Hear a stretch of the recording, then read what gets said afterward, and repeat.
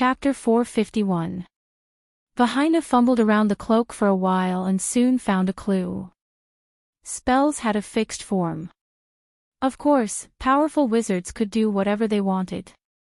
But generally speaking, they had to follow the basic principles.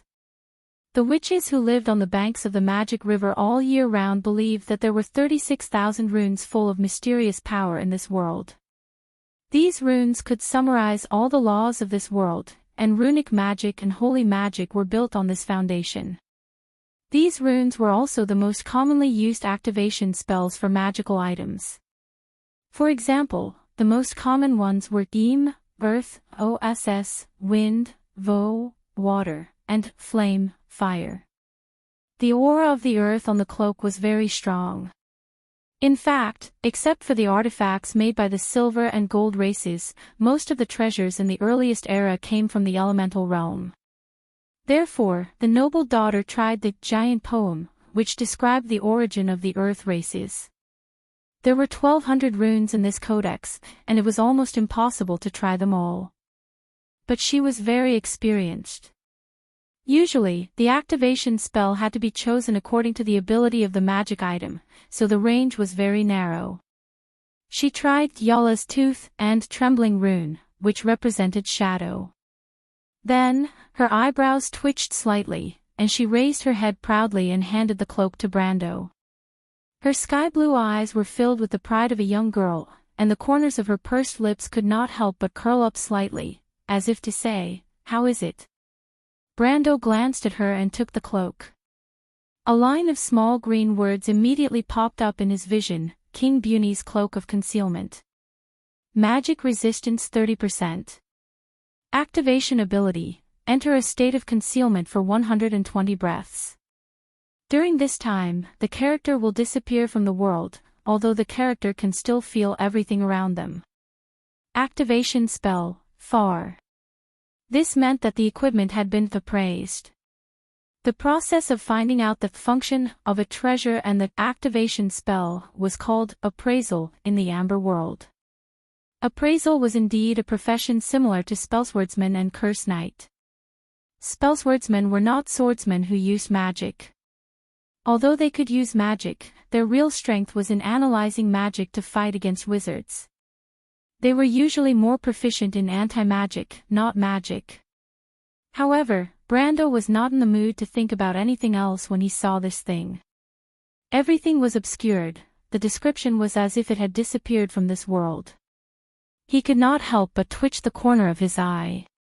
According to the laws of the Amber Sword, omniscient concealment meant that no one existed in any of the main planes of this world, including the material plane, the 4 elemental planes, and the 2 energy planes. Because these 7 worlds overlapped and formed the entirety of Wond, anyone who existed in this world at any moment had to be based on these 7 worlds, just like how humans had to stand on the ground. This was very different from the original invisibility. In the case of mystery spells, invisibility was a spell that used air or water magic to refract light, or to distort the laws of nature to change the path of light to achieve the purpose of deceiving one's vision. In the end, it was just a type of illusion. Although it could not be seen, it could still be heard and smelled. He might even run into something head-on. However, the All Things cloak was much stronger. At least Brando knew that this thing had a simple use, and that was to pass through walls. Because under the effect of omniscient concealment, the walls that existed in this world did not exist to the target. Although the effect only lasted for a short 120 breaths, which was about 5 minutes, it was perfect for escaping. It was not an exaggeration to say that this thing was a divine artifact to those who needed it, and in addition to its 30% magic resistance, it was definitely worthy of its status as a treasure that existed in legends.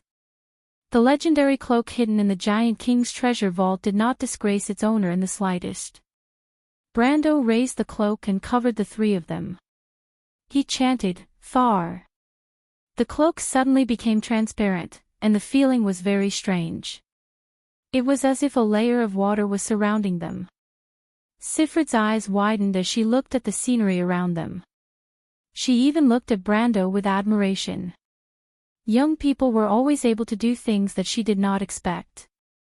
But Brando himself also took a while to get used to this state. He knew that they were now under the effect of omniscient concealment. In the game, only famous solo players had equipment with such properties, and he had never seen one before. How did you know the incantation? I didn't tell you. Vahina was extremely shocked. She only reacted at this moment and stared at Brando's face in shock. Brando was stunned. He immediately realized that he had made a grave mistake. In the game, once an item was appraised, the player could directly see its properties and use it. But he forgot that this was not the game. It was the same as the appraisal between NPCs. The appraiser needed to describe the function of the equipment. His actions earlier were considered as foresight. Unless he could prove that he had Hoshi Jian's bloodline, there was a high possibility that he would be burned at the stake. Brando's face stiffened. He looked at Vahina's shocked face and did not know where to begin. It did not make sense for him to say that he already had the ability to appraise equipment, or he would not have waited for Vahina to appraise it. But if he did not, then how did he know the incantation to activate it? Didn't you say that it's a passage in the giant's poem? Other than Yala's fangs, which represents the shadow, there's only one other thing that's related to concealment. So I gave it a try. Brendel coughed, his mind turning quickly. Didn't you say that it's a passage in the giant's poem? You succeeded. Vahina asked in disbelief. It was too easy. Then why did they need experts like them to analyze incantations? Why not just make a guess? The girl's eyes widened. She could not help but be shaken, and she felt a great sense of defeat. No, Brando quickly shook his head. At least Vahina did a good job in this matter, and he did not want to hurt her confidence. You've already determined the range. It's not like I can't sense the fluctuation of mana. You know. I'm only a little knowledgeable in legends and myths. Really? Of course, I'm an elementalist after all. How can there be a gold-ranked elementalist in swordsmanship? Vahina pursed her lips in disbelief. Master Von Kane always said that we humans have limited lives. If we don't put all our energy into one thing, I'm afraid that we won't be able to achieve anything. That's not necessarily true, Brando shook his head. Did you forget that I used magic when I took that thing back from you in the Green Tower? You still have the nerve to bring that up. Taking something from a girl. You're such a disrespectful fellow. Vahina could not help but get angry at the mention of what happened in the Green Tower. She snorted, I thought you were a fake noble, a country bumpkin. I didn't expect you to be the real deal. She snorted, Erewhon's people are really rude. Brando wiped the sweat off his forehead. I'm really a fake noble. But he did not agree with Vahina's words. Even though it was wrong to snatch something from a girl, he did not do it for the sake of snatching it. He did it purely to teach a certain someone a lesson for being so self-centered. Anyone would be angry if their item was snatched away while they were bargaining with a merchant, let alone someone who did not follow the rules. Of course, the stone key was still useful to him. That's a different matter. I don't want to discuss who was right and who was wrong with what happened. Brando was in a good mood. He brought Sifrid and Vahina out of the plaza. Andesha was still staring at the forest and occasionally glancing at the world tree, but she did not notice the three people walking through the plaza. On the other hand, the man in the red robe standing on the other side of the ruins didn't notice the presence of the three of them either. Brando felt that the man's figure was somewhat familiar, but he could not see his face clearly at such a distance. But unexpectedly, Vahina spoke up. That person looks familiar. Familiar? Brando was surprised. He had interacted with many high-ranking tree herders in the game, and it was reasonable for him to recognize one of them or hear their voice. But why would a girl from a high-ranking family find a heretic familiar? I think it's that Amon from Braz. I've met him many times with my father when he was still the Bishop of Floral Ridge, Vahina replied, but why is he here? Amon. Brando almost blurted out, how is that possible? He had met Amon before, but he was pushed into the mouth of the Mistborn and died a few hours ago, in Brando's opinion. He saw with his own eyes that the man's heart was pierced, and as far as he knew, no one could survive a pierced heart apart from the Golden Folk. Even angels could not resurrect them. But with Vahina's reminder, the more he looked at the man, the more he found him to be Amon. Although he could not see clearly from this distance, he was not too far off. In fact, he had felt that something was off from the start, but he did not think too much about it. Is it really Amon? Brando could not help but ask, are you sure? You speak so strangely. How can I be sure? I can't see anything from this distance. I just thought it was a casual remark, why are you so serious about it? Vahina grumbled. But for a great cleric to walk together with a heretic from Tree Herders, what a shocking secret. She licked her lips as if she was a little agitated. If it really is him, Brando said in his heart, then it's not as simple as a secret. Resurrecting the dead, especially when the heart was heavily injured, was absolutely impossible with normal methods. The only way was sorcery. To be honest, Brando did not expect Amon to be related to sorcery. That guy was actually a spy. He took a deep breath. He didn't know what he was thinking, but his mind seemed to be filled with all kinds of information. A great cleric of the Holy Cathedral of Fire was actually a tree herder. This news was too shocking. What surprised him even more was that there was no news about it in the game back then. He thought that NPCs did not have any secrets in front of the players. But just as Brando's thoughts were running wild, a voice suddenly came from behind. Who's there, hiding your head and showing your tail? Come out. The voice was slightly hoarse, but the tone was so cold that it sent chills down one's spine. Brando almost jumped when he heard the voice because it did not belong to anyone else. It was Endesha. How was it possible that they were discovered? Brando and Vahina were so scared that they froze on the spot. They looked at each other and saw the shock on each other's pale faces. To be continued. If you like this work, you are welcome to come to Chidian. Calm to vote for me. Your support is my biggest motivation. Chapter 452. Who's hiding there?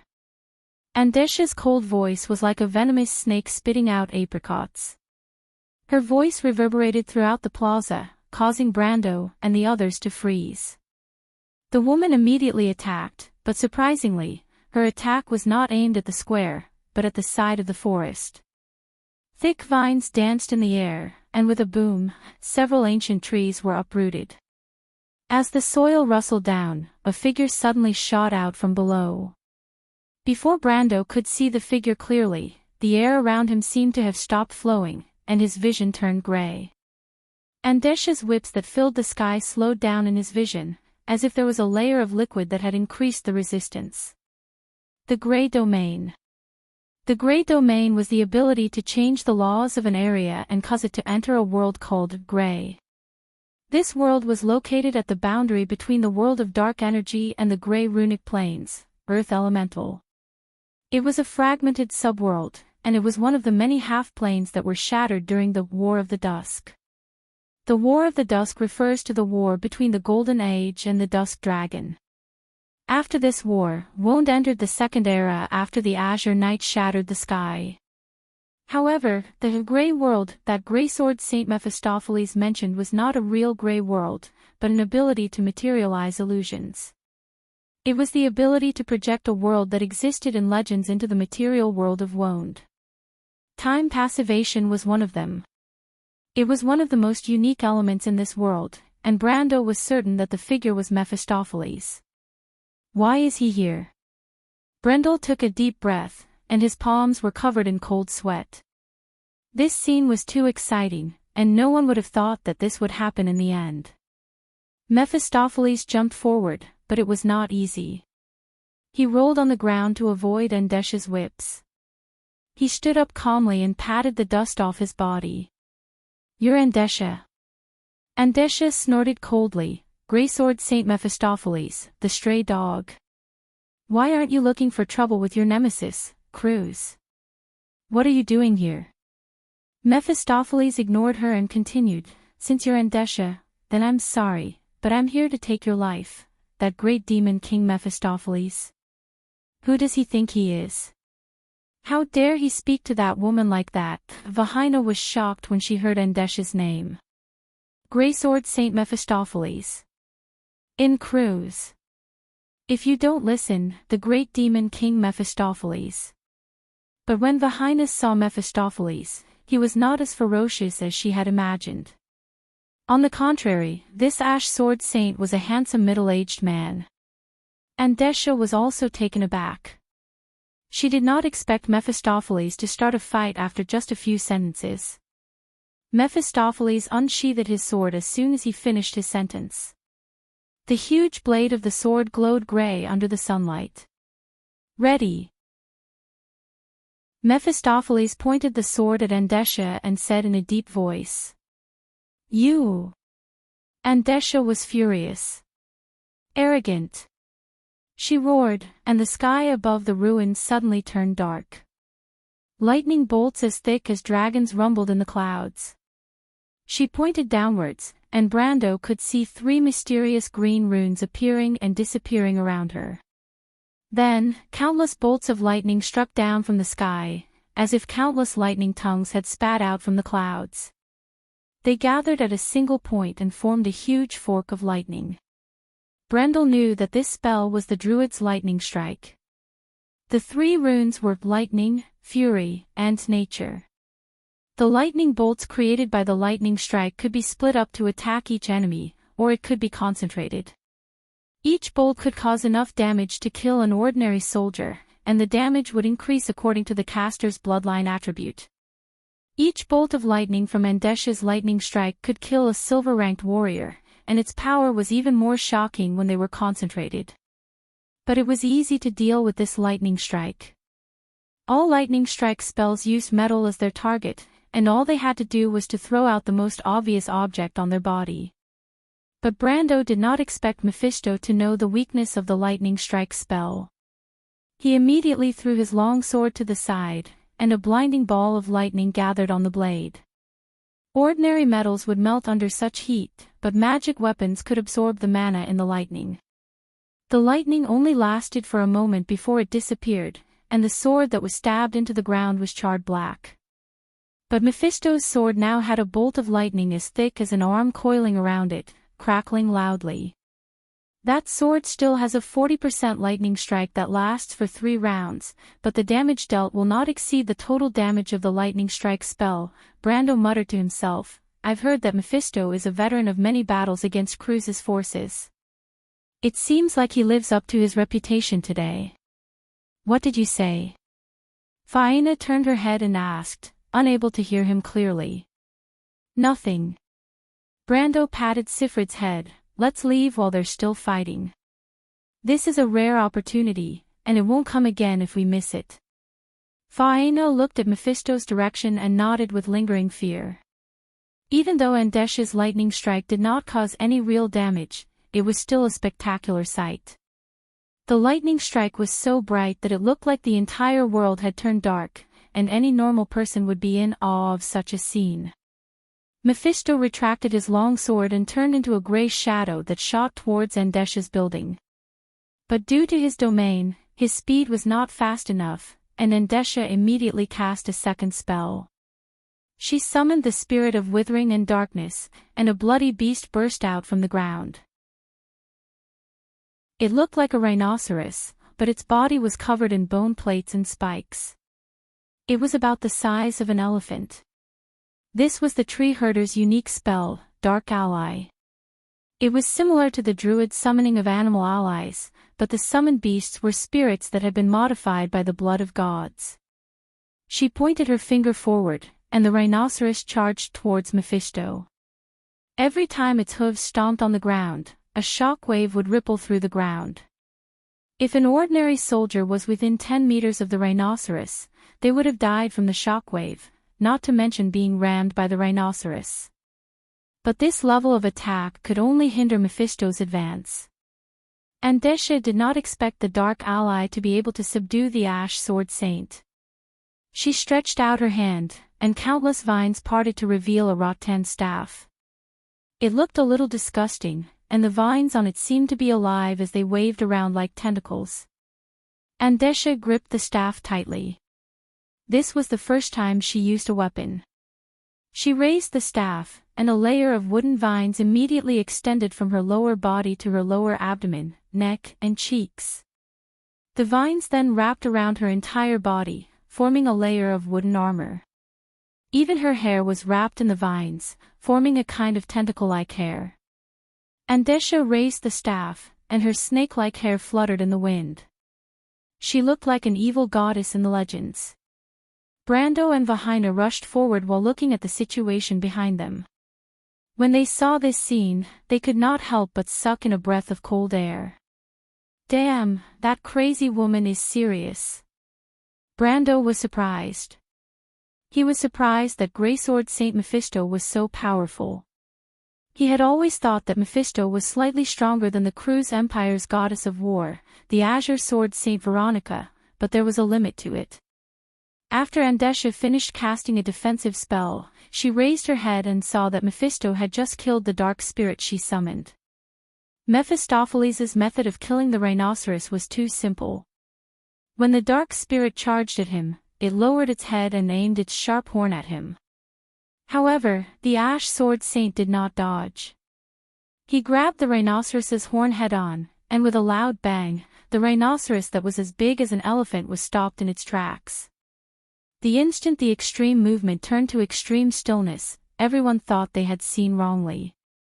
However, the tremendous recoil made the dark spirit's thick, bucket-like limbs fall to their knees. Then, with a loud boom, the rocks on the ground were shattered by the recoil, and the dark spirit sank into a huge pit.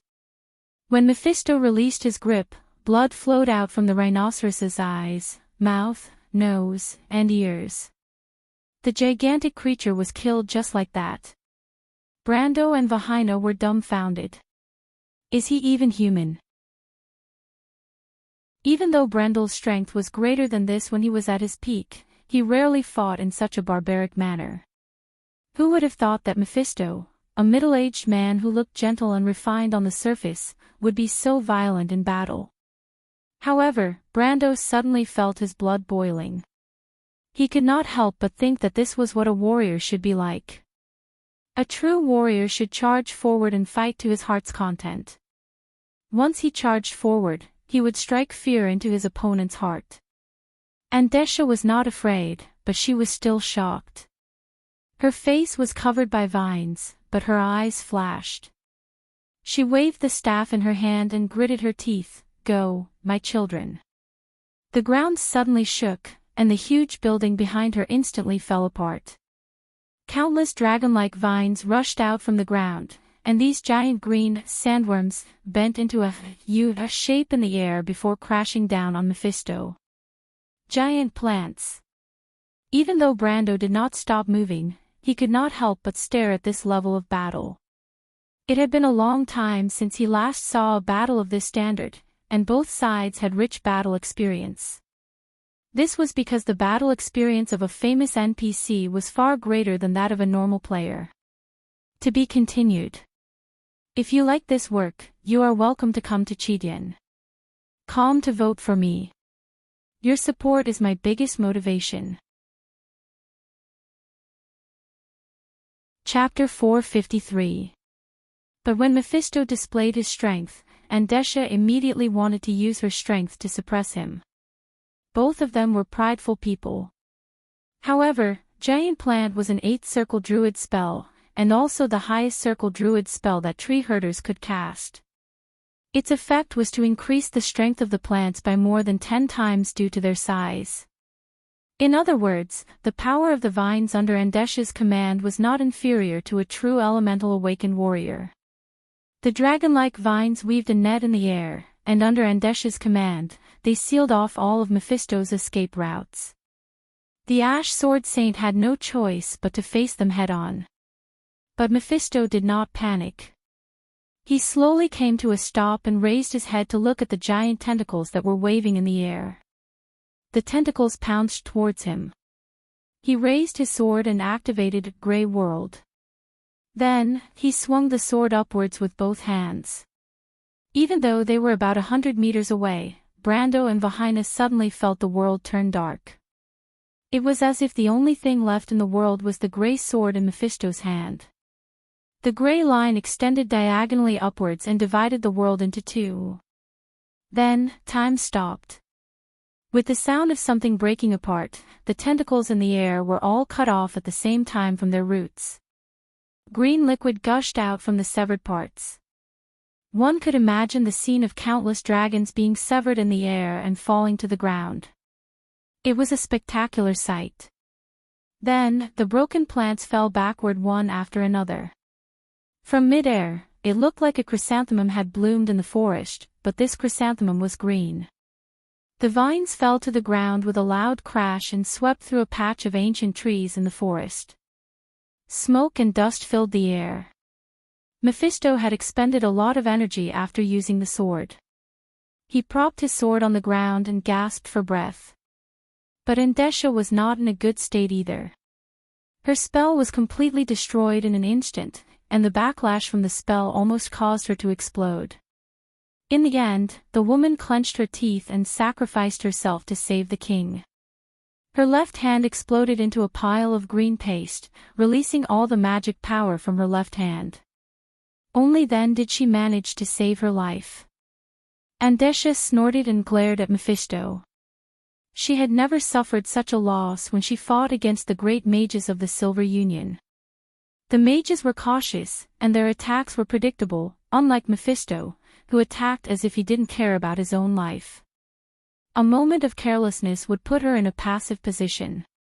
"Hamel, how long are you going to wait, you bastard?" She finally couldn't help but roar. "Do you want to be a bystander so that you can reap the greatest benefits?" Hearing this, Mephisto was shocked. He didn't expect this woman to have helpers. Although he had gained a lot of benefits from the previous attack, that attack had gathered almost the entire power of the Grey Realm. Now, he was also unable to continue the attack and could not even gather the scattered elements. He took a deep breath and looked around. He saw a man wearing a golden-red priest robe walk out from behind the smoke. "Are you a cleric from the Holy Cathedral of Fire?" Mephisto frowned when he saw the man's attire. At this time, Brando also saw the man's appearance. Cleric Amon had almost passed by them. Of course, even if he had passed through them, it wouldn't have made much of a difference.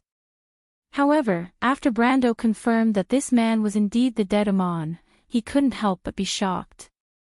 Although this man did indeed look like Amon, his face was as pale as a sheet of wax, and his body was covered with black livor mortis. This was not what a living person should look like, but more like an undead. In Brando's view, this was somewhat similar to an undead resurrection spell. This spell was one of Wone's famous witchcraft. It could turn a person into an undead at the moment of death, but to cast it, a part of the person's soul had to be separated and placed in a container. Of course, this container could not be a jar or a box, but a living person without a soul. As for how a living person could become an empty container without a soul, this went without saying.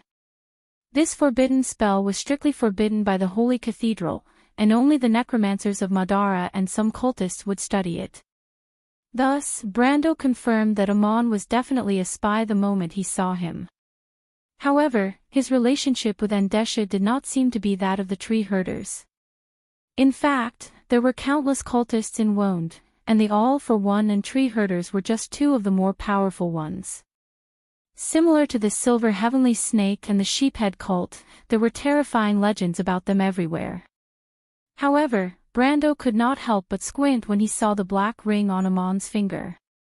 It seemed that this guy did not intend to return to the Holy Cathedral after his death, so there was no need to hide his identity. The ring was the symbol of the All-for-One. It's really him, Cleric Amon. Vahina whispered. Brando nodded. The All-for-One has really infiltrated the human world thoroughly. Even though they were close, Amon did not hear the conversation between Brando and Vahina. He only smiled at Mephistopheles. Good eyesight, but that was just this one's past identity. A dignified cleric of the Holy Cathedral is actually a cultist. The people of Cruz are really depraved. Mephistopheles glanced at Amon and said with some disdain. Count Mephisto, I don't agree with what you're saying. Priest Amon is just one of the rare examples. Besides, Priest Amon isn't from Kurlutz. How can you generalize? A voice suddenly came from the other side of the fog. Brando raised his eyebrows when he heard this voice. Veronica, why is she here? But what surprised him even more was that this Cruz goddess of war seemed to be on the same side as Mephistopheles. How did they get together? He thought that the Ash Sword Saint would never compromise with anyone from Cruz even if the world fell apart. But before Veronica's voice died away, a green light flashed from the other side of the fog. At that time, Amon was about to attack the immobile Mephisto, but the sound of flapping wings suddenly came from the fog. Following that, a flock of green birds suddenly broke out of the fog, flapping their wings as they rushed towards him. The birds seemed to be made of light, and their blue indigo colors were beautiful enough to take one's breath away. But Amon's expression changed when he saw them. These beautiful creatures were actually dangerous, and every feather on their body was sharper than a real longsword. This was because they were made of Veronica's sword aura. Sky Wall. Vahina couldn't help but shout when she saw these green birds, it's Lady Veronica. Amon immediately retreated, and 8 runes appeared one after another around him. Then, a hexagonal wall of light suddenly appeared in front of the green birds. The birds crashed into the wall one by one, causing ripples, but they all disappeared in the end. Brando recognized this spell as one of the strongest defensive spells of the Holy Cathedral of Fire, Divine Shield. The effect of this spell was to block all attacks, but Amon's spell was obviously much weaker. It seemed that his compatibility with this type of spell had decreased a lot after turning into an undead. Perhaps in a few days, Amon would completely lose these spells, but at least for now, he could still be considered a powerful cleric. Amon took a step back and looked warily at the lady who came out from the fog.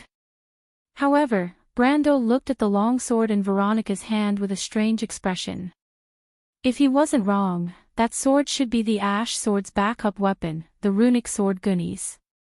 Since when did the two of them have such a good relationship that they could even exchange backup weapons? Could it be that the Ash Sword Saint's hatred for Cruz's people was just a lie? Or did Veronica cast some kind of spell on him? Brando looked at Veronica and couldn't help but think with a hint of malice. The goddess of war of the Empire was over 100 years old, but she looked like she was in her early 30s. She was still very attractive to Mephisto. Although the Ash Sword Saint was younger, the difference in age wasn't that big. The more he thought about it, the more he felt that it was possible. Could it be that the Ash Sword Saint and the goddess of war of the Empire had really fallen for each other? It wasn't impossible for them to forget about each other with a smile. Hey, Vahina, Brendel couldn't help but ask, why are they together? Did Lady Veronica use the legendary honey trap on Mephisto? Don't talk nonsense, Lady Veronica wouldn't do that.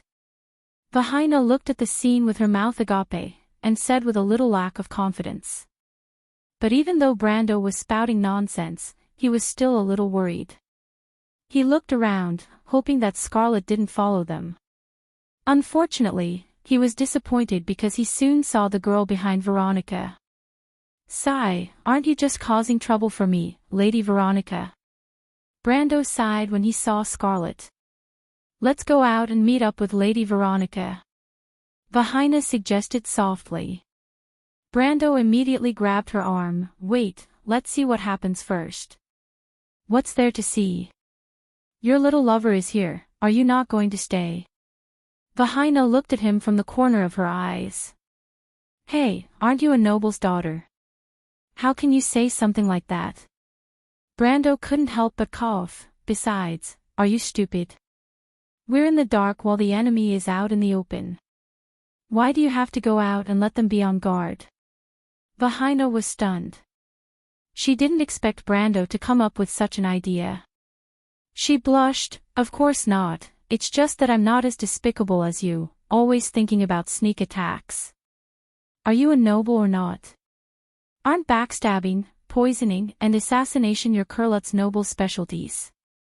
It seems like what I'm doing is in line with your values, right? Brendel replied. Vahina was speechless. She turned around and glared at him with gritted teeth. To be continued. If you like this work, you're welcome to come to Chidian. Calm to vote. Your support is my greatest motivation. Chapter 454. When Veronica walked out of the fog, the priestess of the former holy cathedral was just as shocked as Brando. Before he could react, the Azure Lady spoke to him. Priestess Amon, you really surprised me. You too, Lady Veronica. Amon replied with a solemn expression. What a surprise. Greysword Saint Mephistopheles is actually working with the people of Cruz. Andesha covered the wound on her left arm with her right hand. Green blood flowed out from between her fingers, but she spoke coldly as if she did not feel any pain. You stray dog over there. Is your hatred for the people of Cruz so shallow? Brando saw that the Sword Saint of Ashes did not show any expression in the face of such mockery. He just stood there as if he did not hear anything. Brando could not help but admire the Sword Saint for his magnanimity and self-restraint. But he did not expect the legendary Sword Saint to raise his head and ask seriously, your sister. Are you a natural idiot? Brando almost choked to death. He could not help but curse in his heart. The Sword Saint of Ashes was the representative of the NPCs who were fearless. He was the idol of countless people, but he did not expect him to be like this. This was the effect of a deified idol collapsing in one's heart. Even though Brando was not a fanatic, the contrast was too great. Andesha's face darkened. Of course, she did not think that Mephistopheles did not hear her words. She thought that he was just teasing her. In other words, he did not even put her in his eyes. Andesha had been an elemental power for close to 200 years, and she had never been looked down upon like this. For a moment, she felt the blood in her body boil. She pointed at Mephistopheles and growled in a low voice, Mephistopheles, 30 years ago I heard that you were the genius of the Mayor people. The Cruz Empire did not hesitate to send troops to suppress the Sutherland Duchy in order to strangle you in the cradle. Fortunately, that woman, Martha, still cares for you. But it is a pity that you did not cherish it and walk together with your former enemy. You are indeed a genius with your talent, but you are still too far away from me. You should know that I underestimated you and let you take advantage of me, but this kind of situation will not happen again. Cherish your life, young man. Besides, the woman behind you is the goddess of war of the Cruz Empire. Killing her will be a heavy blow to that arrogant empire. You should know this, right? Mephistopheles nodded. I know it, Lady Andesha. But I am here to take your life now. As for my grudge with the Cruz Empire, I will settle it myself later. Don't refuse a toast only to be forced to drink a forfeit. Andesha gritted her teeth. It was not that she did not dare to make a move against Mephistopheles. She had already grasped his strength in the previous battle. As long as she did not underestimate him, Mephistopheles would not stand a chance. However, she wasn't willing to fight to the death with Mephistopheles. To put it bluntly, she didn't trust Hamel who was with her. She was very clear that that fellow could stab both of them in the back at any time. But when Mephistopheles heard her, he raised his sword and replied, I don't drink any wine. You should know that things that corrode one's mind are harmful to those who pursue the pinnacle of swordsmanship. Yes, and Andesha, you should know that both the Cruz Empire and the Mayor Empire are Martha's people. They are different from monsters like you. To us, you are the greatest enemy. Even if Count Mephistopheles has a grudge with the Cruz Empire, you should still unite against the common enemy, right? Veronica raised her head and crossed her arms as she spoke to Andesha with a smile.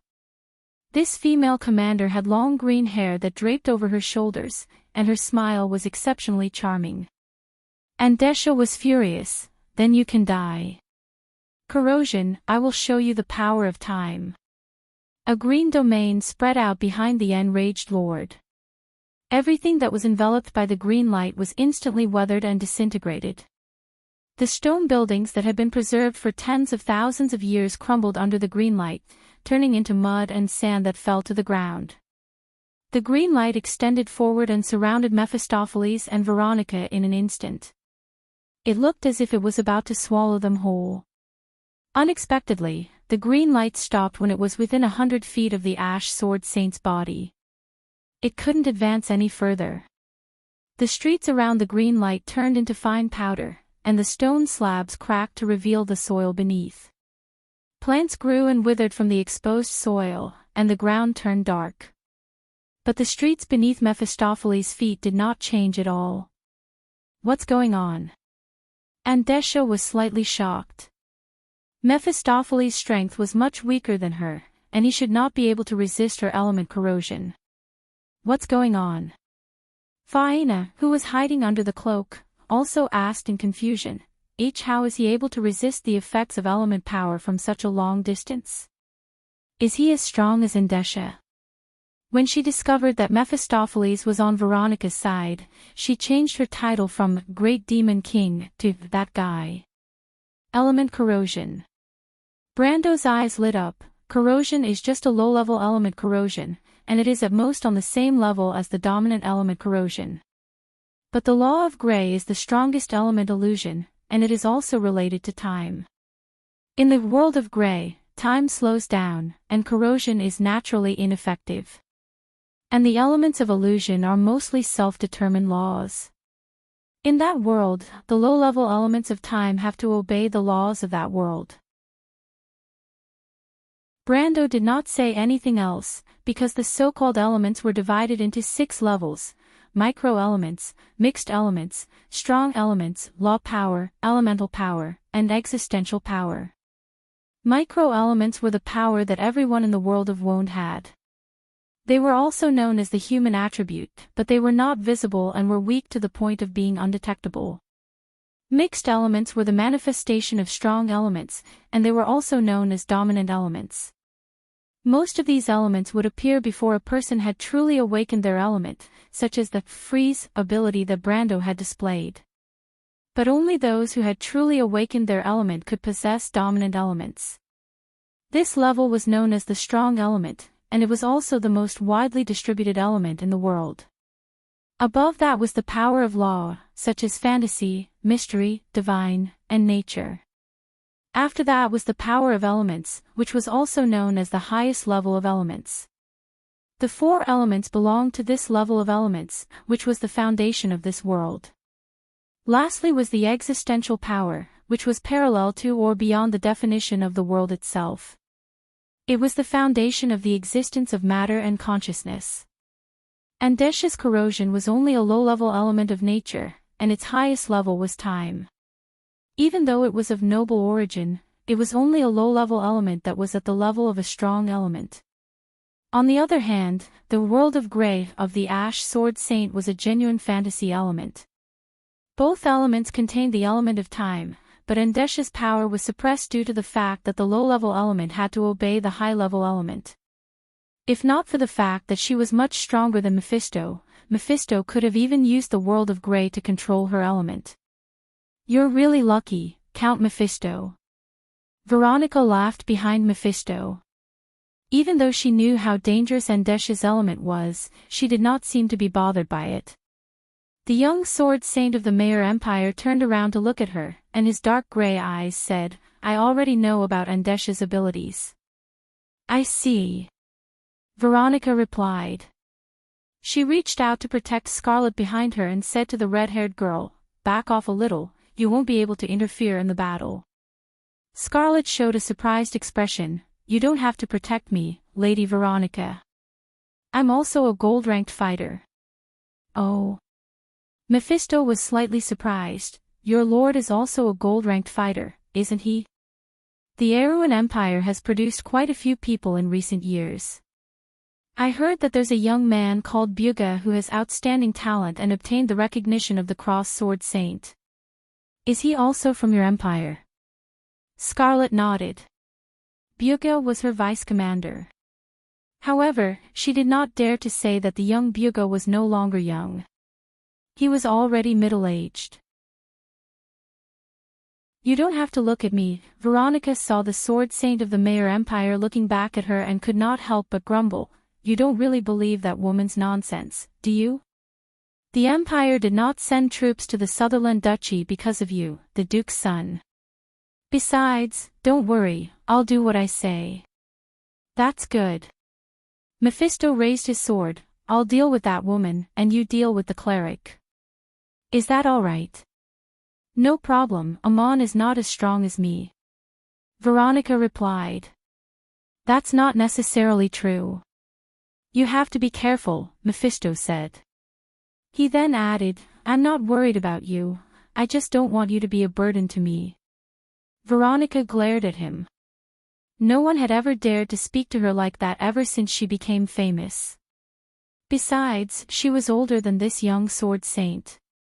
However, Mephisto ignored her and turned his head back without saying a word.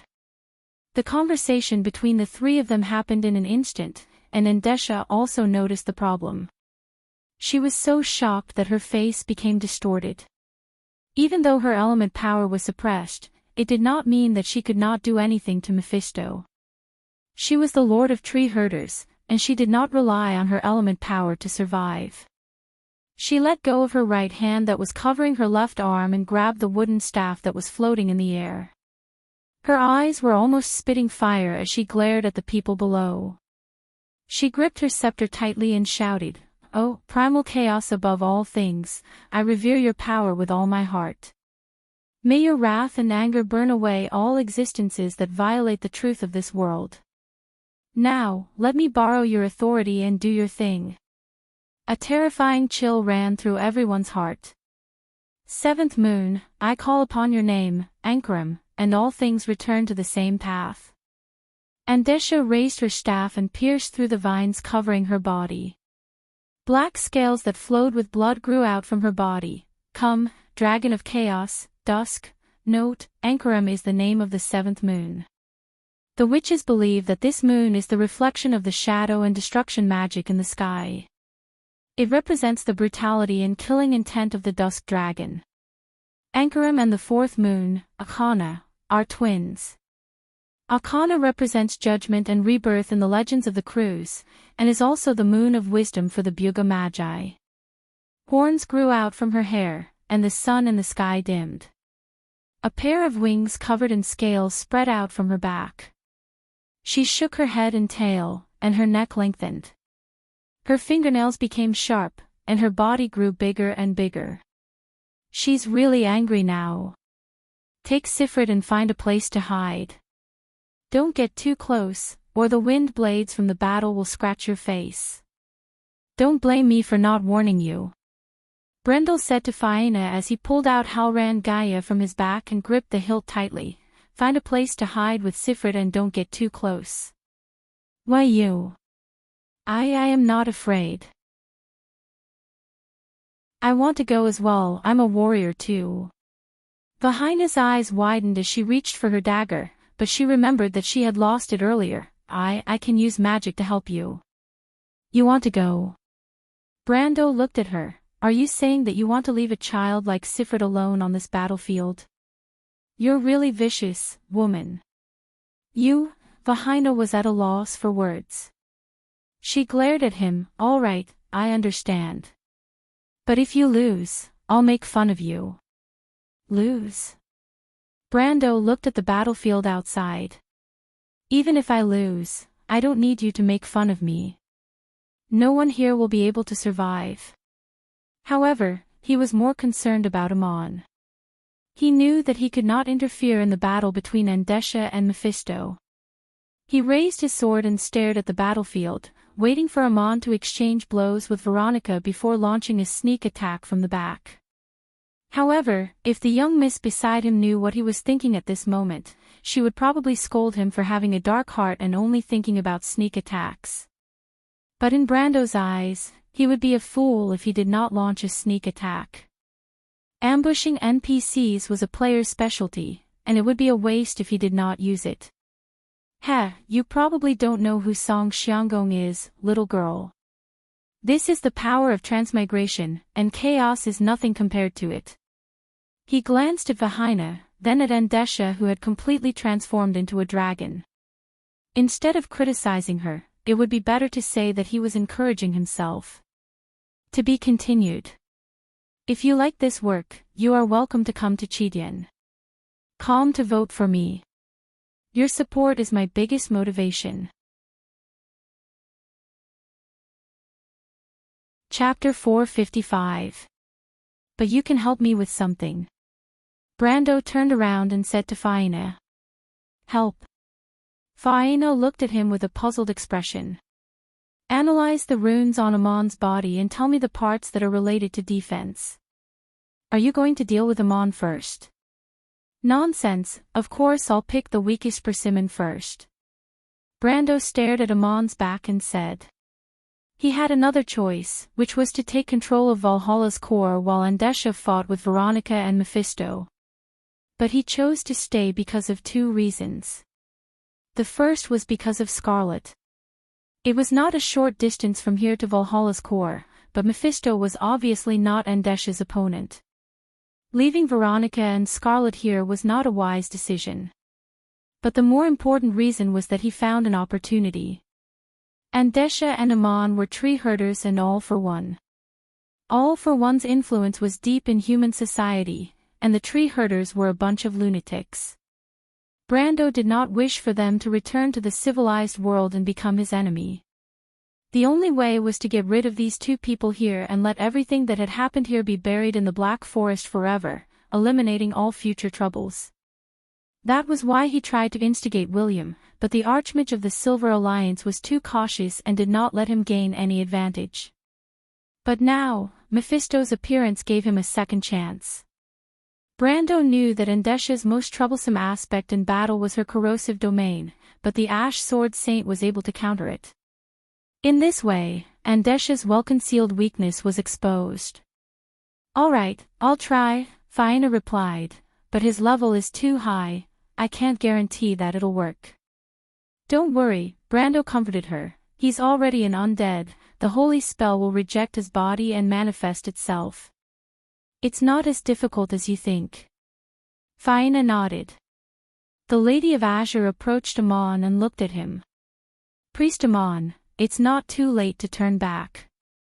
I don't want to attack you because of our personal friendship in the Empire.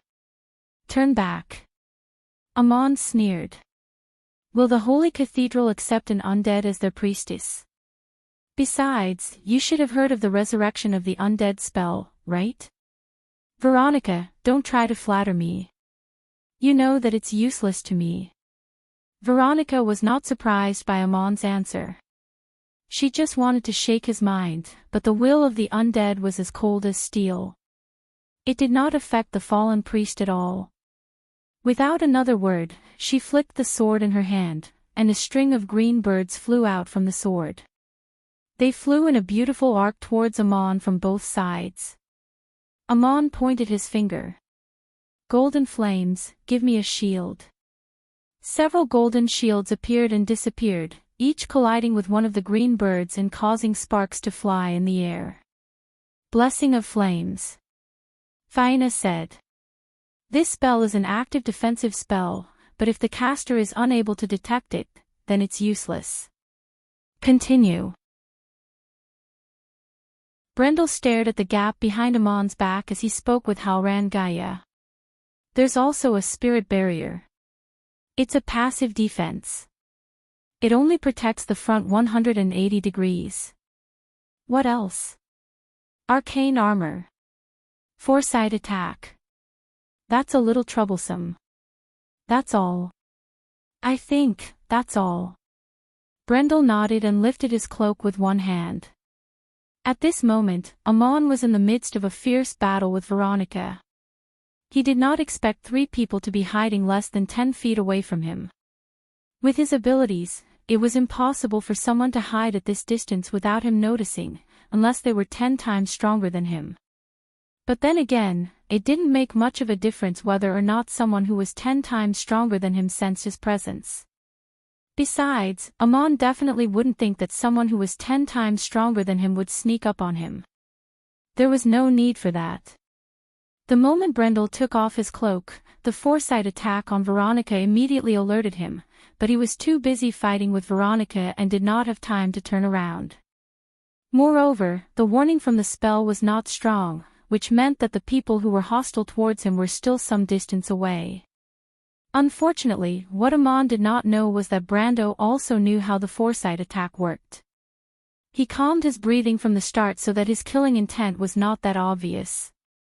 As a true veteran player of the Amber Sword, Brando had a wealth of experience. He was even more dangerous than the mage hunters. The moment he appeared, Veronica saw him and Vahina behind him. The woman's eyes lit up. She was curious as to why he was here, and why did he not let her and Amon notice him at such a close distance. But despite her doubts, the woman's expression was calm. She did not alert Amon at all. As a female general who had experienced hundreds of battles, being calm in the face of danger was the most basic quality of a general. Brando was well aware of this, and he believed that the war goddess of crews would not disappoint him. As expected, not only did Veronica not expose his presence, but she also immediately understood his tactic and took a step forward to attack. "Oh, you also noticed that reinforcements are coming? But it's useless. That brat should still be far away. This little bit of time is more than enough for me to deal with you, Veronica." Amon was still talking to himself. "Priest Amon, did I not know that depravity can make people arrogant?" Veronica smiled faintly. "Behind you, idiot." At this moment, Andesh's shrill voice suddenly came from above. Amon was startled, suddenly shocked. But at this moment, Brando had already made his move. The arcane armor on Amon was a triggered full-body defense spell. It was also the most effective weapon a wizard could use against rogues. Arcane armor and predictive attack was the common choice of all high-level mages in the early stages of the game. It was also the reason why the nightingales complained to the heavens. But it was only useful in the early stages of the game. The player's creativity was limitless, and a battle between a spear and a shield would never end with one side winning. Brando did not directly stab Amon's back with his sword. He raised his right hand and chanted, "OSS." A wind bullet was shot out and hit Amon's back with a loud bang. The arcane armor on Amon's body reacted immediately. A layer of silver-white square-shaped light spots appeared on his back like fish scales. The layers of light deflected the wind bullet's lethality into nothingness. But after the silver light appeared, it quickly weakened. The arcane armor could only block one attack in a short period of time. Brando knew this very well. He took the opportunity to deceive the arcane armor and immediately slashed at Amon. After breaking through the arcane armor, Amon was no better than an ordinary person in front of Brando even though he had elemental power. This was the biggest weakness of priests and wizards, their physical strength was too weak. The Halran Gaia cut through Amon's back like cutting through tofu. The high priest screamed and fell forward. Veronica's sword pierced through his lower abdomen, and Amon howled in pain again. But even so, the undead spirit did not suffer any fatal injuries. It took a step back, pulled out its sword, and turned around in a panic to escape. A zombie. Brando was stunned. "Cut off his head, Miss Veronica. Don't even think about it." Amon howled with hatred. He raised his hand, and the red bracelet on his hand exploded with a bang. A circle of white light suddenly enveloped him, and he disappeared. When he reappeared, he had fallen 100 meters away with an arrow in his back. Brando spat and looked in the direction of the corpse. He put down the shale longbow in his hand and said, "Isn't it just a anywhere door? You think I can't tell where you're going?" Veronica stood aside and looked at him with a smile. "Brando, where did you get your combat experience?" "In crews, even the best young knight I've seen is not as good as you. I'm a descendant of the Highland Knight. Fighting with mages is a talent that I inherited from my bones." Brando replied casually as he returned the blue firmament to Veronica, "Go deal with Andesha. I have a way to kill her." Veronica looked at him curiously. Brando shook off the blood on his sword and looked at Andesha, who was not far away. Andesha had been paying attention to the battle. When she saw that Amon had failed, she could not help but stare at Brando with hatred. However, at this moment, the woman had turned into a black dragon. She was entrenched on top of the building like a giant beast lurking in the shadows. Even though she herself was the shadow. The battle had become 3 against 1, but Andesha did not show any signs of retreating. The leader of the tree herders had her own pride. She did not care about Brando and Veronica in the first place, and did not think that these two people who were much weaker than her could pose a threat to her. "How do you plan to deal with that woman? She's not an ordinary person."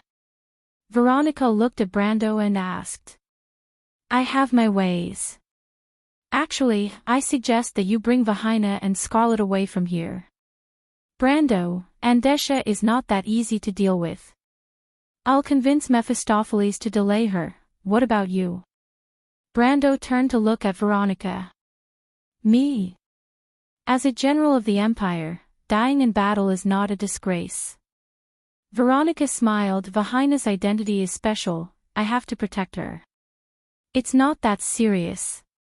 Even though Andesha has turned into a dragon, she only has the physical defense and strength of a race that inherited the golden bloodline." Brando sheathed Halran Gaia and walked towards Andesha. "The true strength of the dragon race is the magic that flows through their bodies.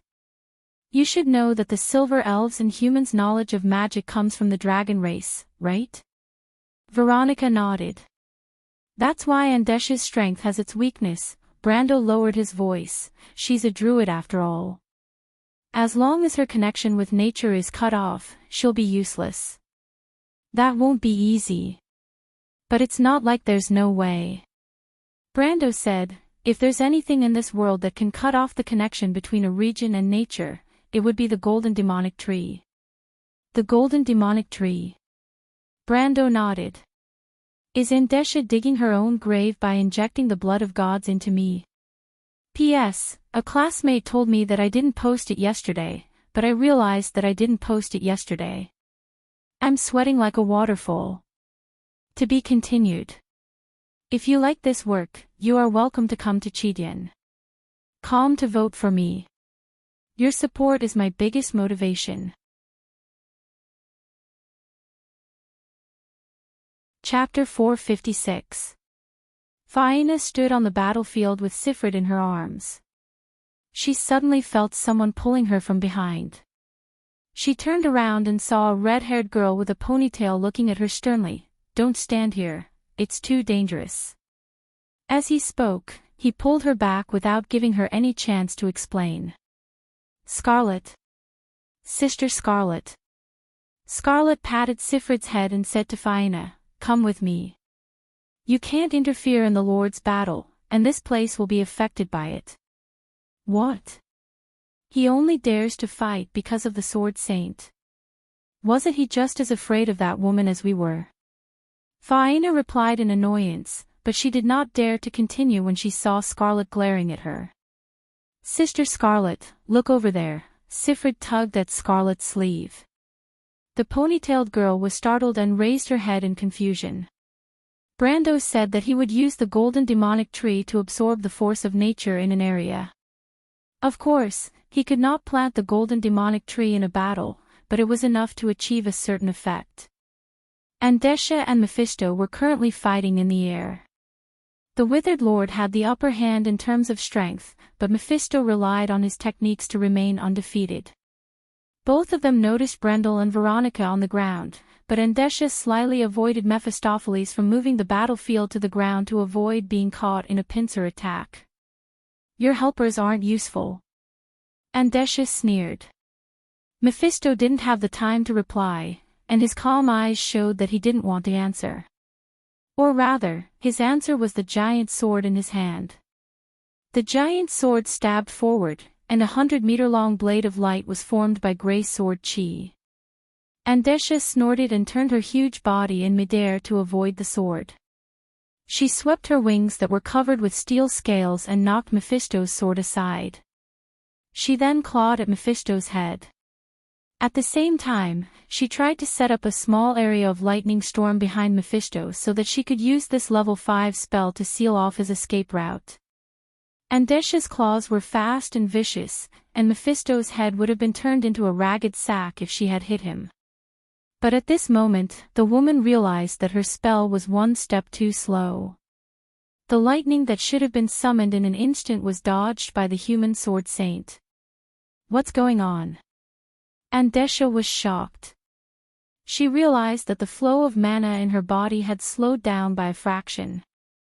Although it was only a fraction, the slightest change in the flow of mana would alert any caster. Andesha lowered her head and immediately noticed Brando's actions. It wouldn't be appropriate to call it a small trick. This was because Brando was letting the blood flow down from his wrist and onto the shrubs on the ground. As he walked forward, the shrubs immediately grew crazily and formed a black belt. Golden Tree. Andesha didn't think about how Brando knew the secret of the Golden Tree, but she knew that the Golden Tree had the ability to disrupt the flow of nature. She was shocked and angry, and immediately threw Mephisto aside and swooped down. At this moment, Brando and Veronica heard a sharp whistle and felt the sky above them turn dark. They looked up and saw a black cloud pressing down on them. Veronica's expression darkened, and she immediately pulled out her sword to block in front of Brando.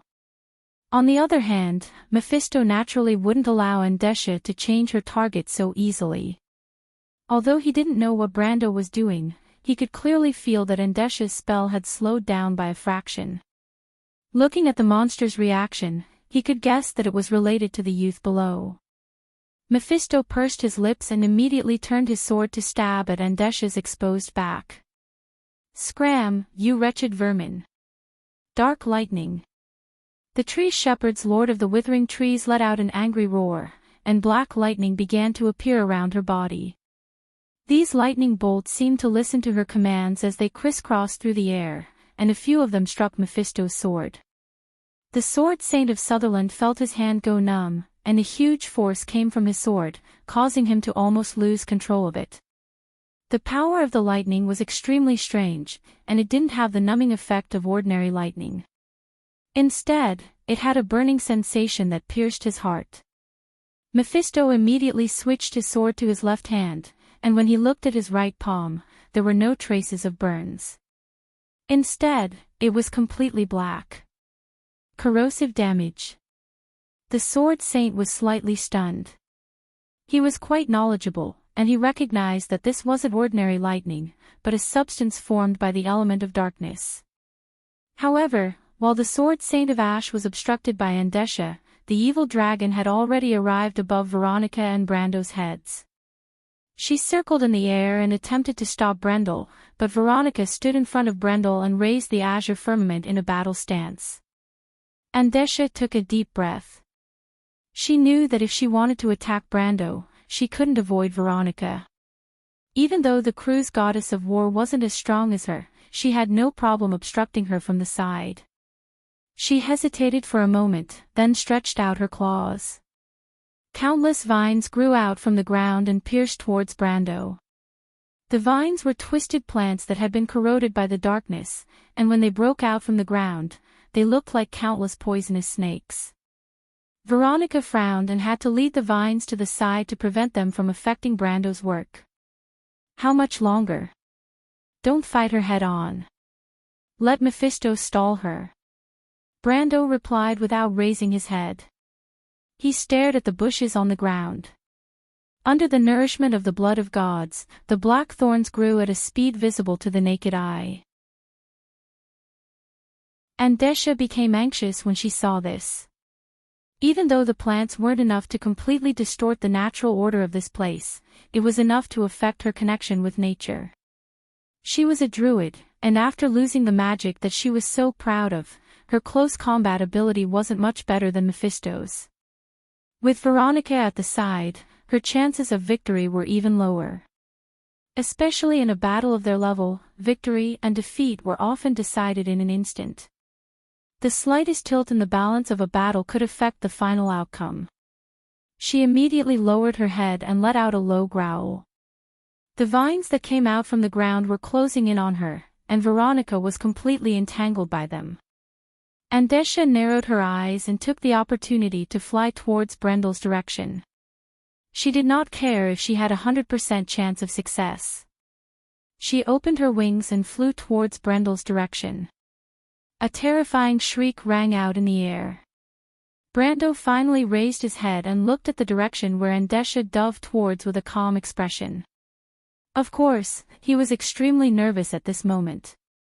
Even the most dangerous mission in the past wasn't as exciting as this moment. She was one of the 12 patriarchs of the tree herders.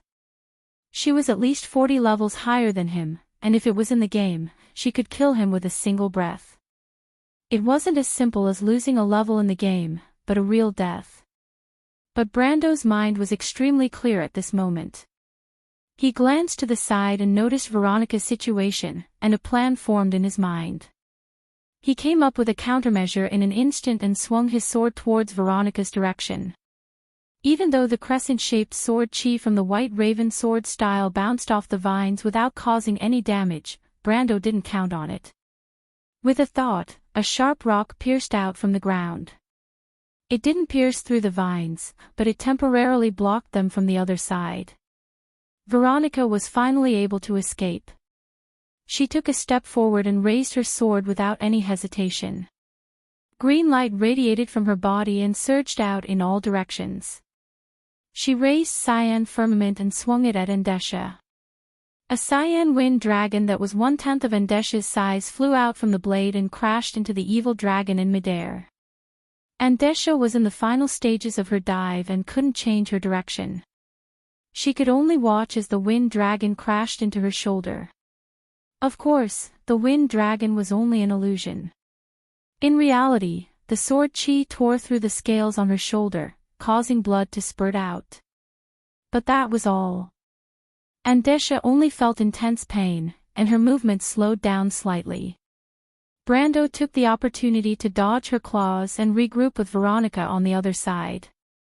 Lady Withering was furious and wanted to chase after him, but a chill ran down her spine and she stopped.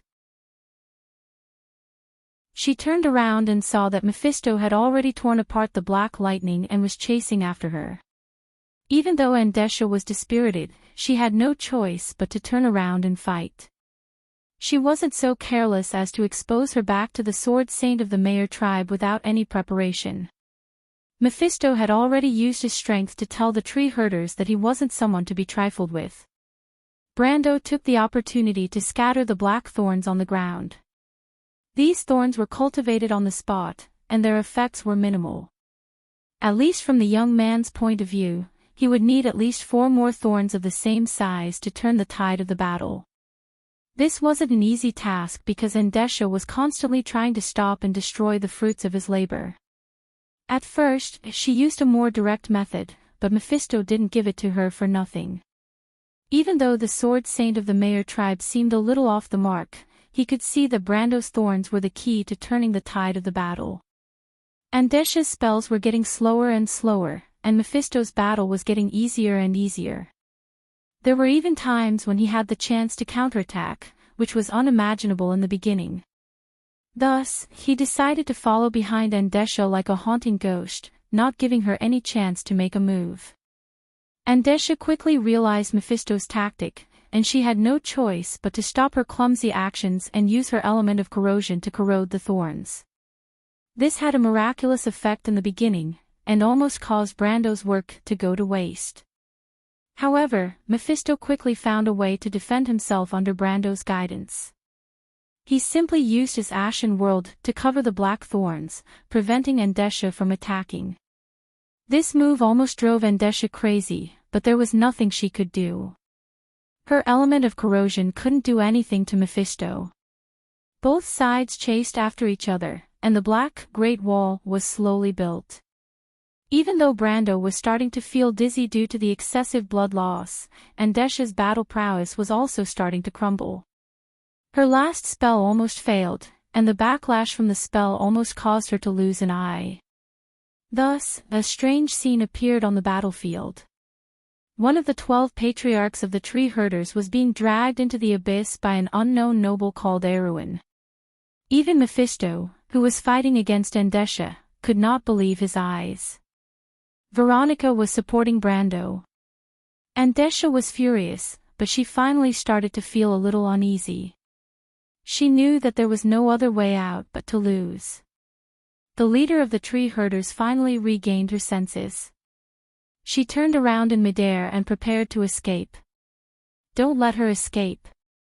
Brando immediately shouted.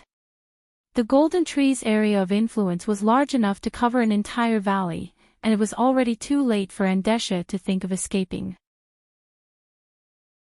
But at this moment, he heard Scarlet scream, "Be careful, my lord." To be continued. If you like this work, you are welcome to come to Chidien.com to vote for me. Your support is my biggest motivation.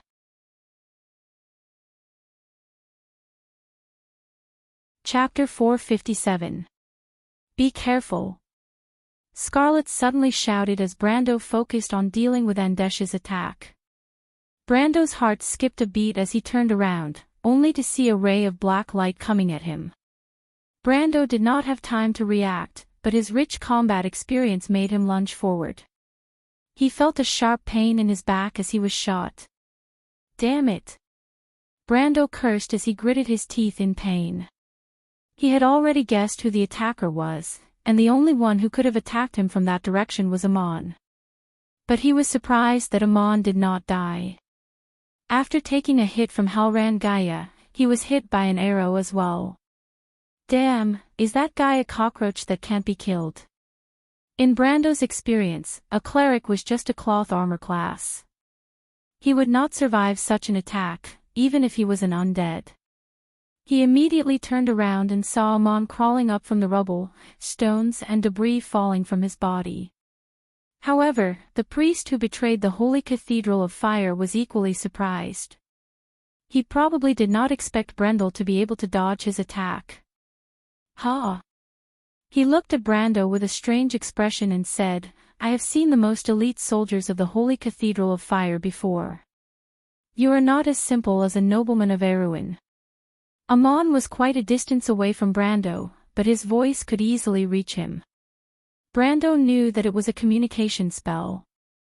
Brando cursed in his heart. If he was just a nobleman, would he appear in this place? He checked his injuries. The green light projected on his retina constantly refreshed the data, quantifying the damage. Brando took a look and found that it was less than 10% of his life force. But because he had used his blood to feed the golden tree, or perhaps it should be called a magical thorn, he had lost too much blood. His life force had turned yellow. In fact, Brando could feel weakness creeping up his limbs, and a heavy feeling seemed to be dragging him to the ground. "I have to end this quickly." He shook his head and tried to stay awake. The situation was not good. Even though the ground was covered in thorns, Greysword Saint Mephistopheles did not have the upper hand against Andesha in the air. It was just that the Lord of Withering Weeds was in a hurry to leave the area, and Mephistopheles was able to hold his ground for the time being. Andesha should be aware of this, and if this situation continues, it will be disadvantageous for her. She will definitely find an opportunity to break the stalemate. Brendel analyzed in his mind as he stared at Amon, who was not far away. He knew that the tree herders were not benevolent people. Even if there was only a sliver of hope, they would fight to the death. The battle above him would end quickly, but he did not have the time to care about other things. Amon was right in front of him, and it seemed like he had planned this beforehand. Otherwise, he would not have pretended to be killed when he was hit by the petrification arrow. Brando believed that not only him, even Andesha thought that her companion was dead. But this guy is resurrecting now. Is it because he saw that Andesha's situation is not good? Or is it because of other reasons? Brando frowned. If it was the latter, it meant that Amon had some sort of confidence. It was like a schemer coming out from behind the scenes. Unless he was forced to do so, he must have the confidence to win. Even if he thought that he could win, it was still the same. Where did his confidence come from? These thoughts flashed through Brendel's mind for a moment. Then, he heard the sound of footsteps. Veronica was already beside him. The plaza was already in ruins from the previous attack. Veronica was also frowning. She knew Amon better than Brando. She did not like this cleric as he was too shrewd. But such a gloomy person would definitely not stand in front of the stage so casually. There seemed to be a thick smell of conspiracy in the air. Amon looked at the two of them with a smile, as if he had seen through their thoughts. You must be curious as to why I am here. But this is indeed surprising. Valhalla actually exists. No matter what, I have to thank you for helping me. He took out a book from his bosom as he spoke.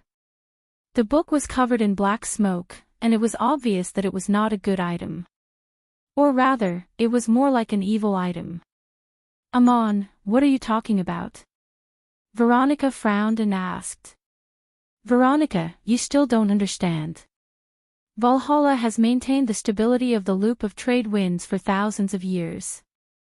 As long as we destroy that hidden flame, not to mention Erwin, even the crew's empire will be greatly affected.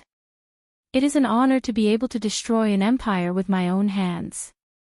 Amon opened the book in his hand and said, not to mention, legend has it that Valhalla hides a secret about history. You and I are fortunate enough to witness it all. You are crazy. Veronica frowned. Although she did not like this cleric, she could not help but be shocked to hear him say such words. No, don't you always call us crazy. Amon shook his head and smiled sanctimoniously. In fact, we are all the same. The crew's empire has been killing for thousands of years to conquer. Compared to them, our actions are relatively more noble. You are simply twisting words and forcing logic. Veronica's sword-like eyebrows stood up. Her last words seemed to be dragged out as she charged straight at Amon. One person and one sword, like a hazy green light. However, Amon seemed to have expected this. He opened the book in his hand, and a black curtain of light suddenly appeared 100 feet away from him. Veronica's sword landed squarely on the curtain of light. Not only did it have no effect, but a strong light flashed on the curtain of light and almost knocked her sword out of her hand. The sword saint took a step back with difficulty and barely managed to regain control of Azure Firmament. However, the huge force on her arm forced her to kneel down and let out a muffled groan. It doesn't matter if you are twisting words and forcing logic. Veronica, if you have any last words, you can tell me. I will respect your choice.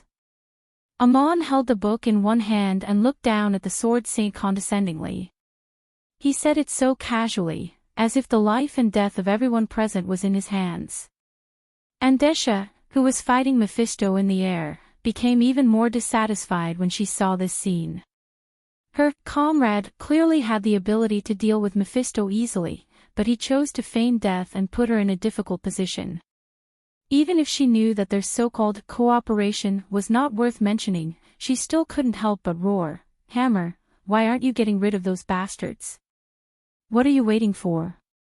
However, Amon only raised his head and glanced at the sky as if he didn't care about Veronica at all. He then lowered his head and continued to speak to Veronica. "So, what do you think of my suggestion?" Veronica held her numb wrist and looked at Amon with a gloomy expression.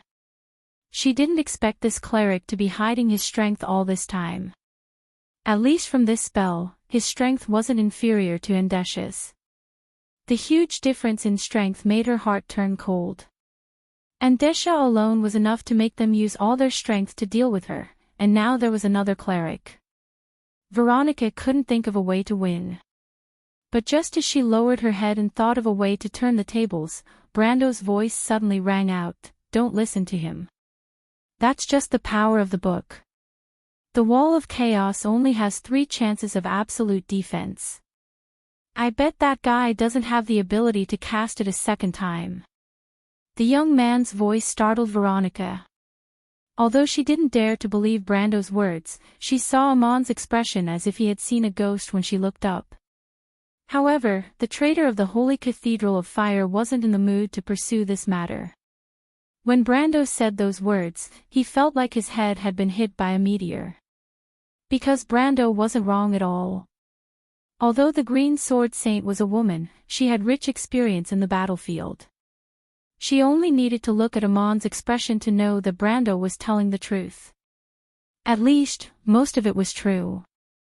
She immediately had a plan in her mind and rushed towards Brendel with her sword. When Amon reacted, it was already too late. He cursed under his breath, "Damn it." He grabbed the book in his hand and retreated. At the same time, he released 2 rays of black light from his hands in an attempt to stop Veronica's actions. Unfortunately, the gap between him and the Empire's goddess of war was too big. Veronica easily passed through the gap between the 2 rays of black light and slashed her sword at the black screen. The screen flashed, and Amon panicked as he tried to think of a way to block it again. But at this time, he saw Brando in the distance taking out a longbow from under his cloak. "Bastard!" Amon cursed. Brando's actions were always perfect. He even suspected that the 2 of them were longtime partners. But he didn't know that with Brando's current experience, he could easily work with anyone. The bowstring twanged, and the black screen disintegrated. Veronica immediately took the opportunity to charge forward, but she didn't expect Brando to stop her. "Careful, retreat. The Book of Mavicard is not that simple." The Sword Saint completely believed Brendel's words at this moment. She stopped abruptly, and in a moment, less than 5 feet in front of her was instantly annihilated by the collapse of the mana. The rocky surface was actually turned into fine powder under the huge pressure. If she had taken half a step forward before, she would have been crushed to pieces. After the terrifying tremor, the square was once again filled with smoke and dust. Veronica couldn't help but take a light breath and look back at Brando. "Be careful, he still has room to fight back." But Brando's voice continued to come from behind the smoke. He put down Halran Gaia, but his tone was not relaxed. "To be continued. If you like this work, you are welcome to come to Chidian. Calm to vote for me. Your support is my biggest motivation."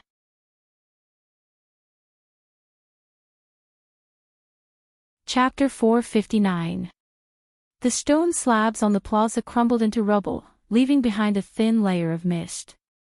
For a moment, the battlefield became even more dangerous. The powerful magic energy tore the ground apart, forming a circle of deep trenches.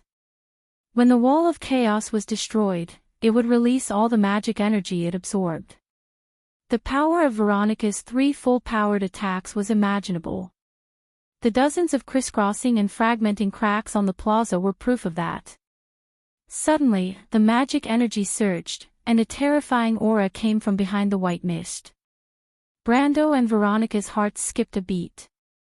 Amon was indeed stalling for time when he was negotiating with Veronica. "Little guy, what the hell is that?" Veronica gasped.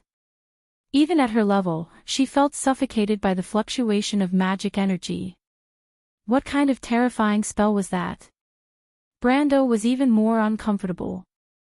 Although the planeswalker's ability and various items gave him endless means to protect himself even in the face of elemental power, he could not help but feel like he was about to collapse.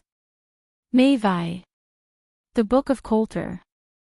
I didn't expect it to be here. Brando gritted his teeth. It's that book. Why is it here? Veronica's expression changed. The evil book Mavicart. Named after the abomination of demons, it was worshipped as a holy book by the believers of chaos. It was an ancient evil that was born in the Sea of Chaos.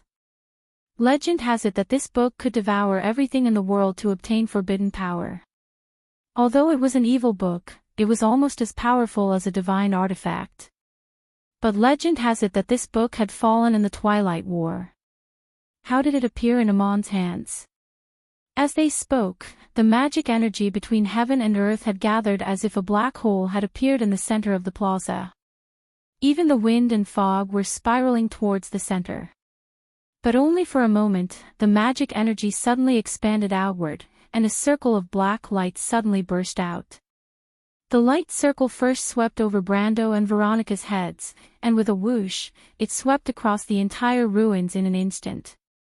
A few screams could be heard from the side of the square. It seemed to be Vahina's voice. They retreated into the forest under Scarlet's protection, but the black halo caught up to them in an instant. Not only on the ground, even Andesha and Mephisto, who were fighting in the sky, could feel the vibrations coming from the ground. Andesha was able to gain the upper hand in her demonic dragon form, but she was not a true demonic dragon. Furthermore, Greysword Saint Mephistopheles was not stupid enough to face her head-on. He circled around her, not giving her any chance to escape from the demonic world's thorns. Andesha could feel her strength weakening as time passed, and she could no longer maintain her dragon form. However, there was nothing she could do about it.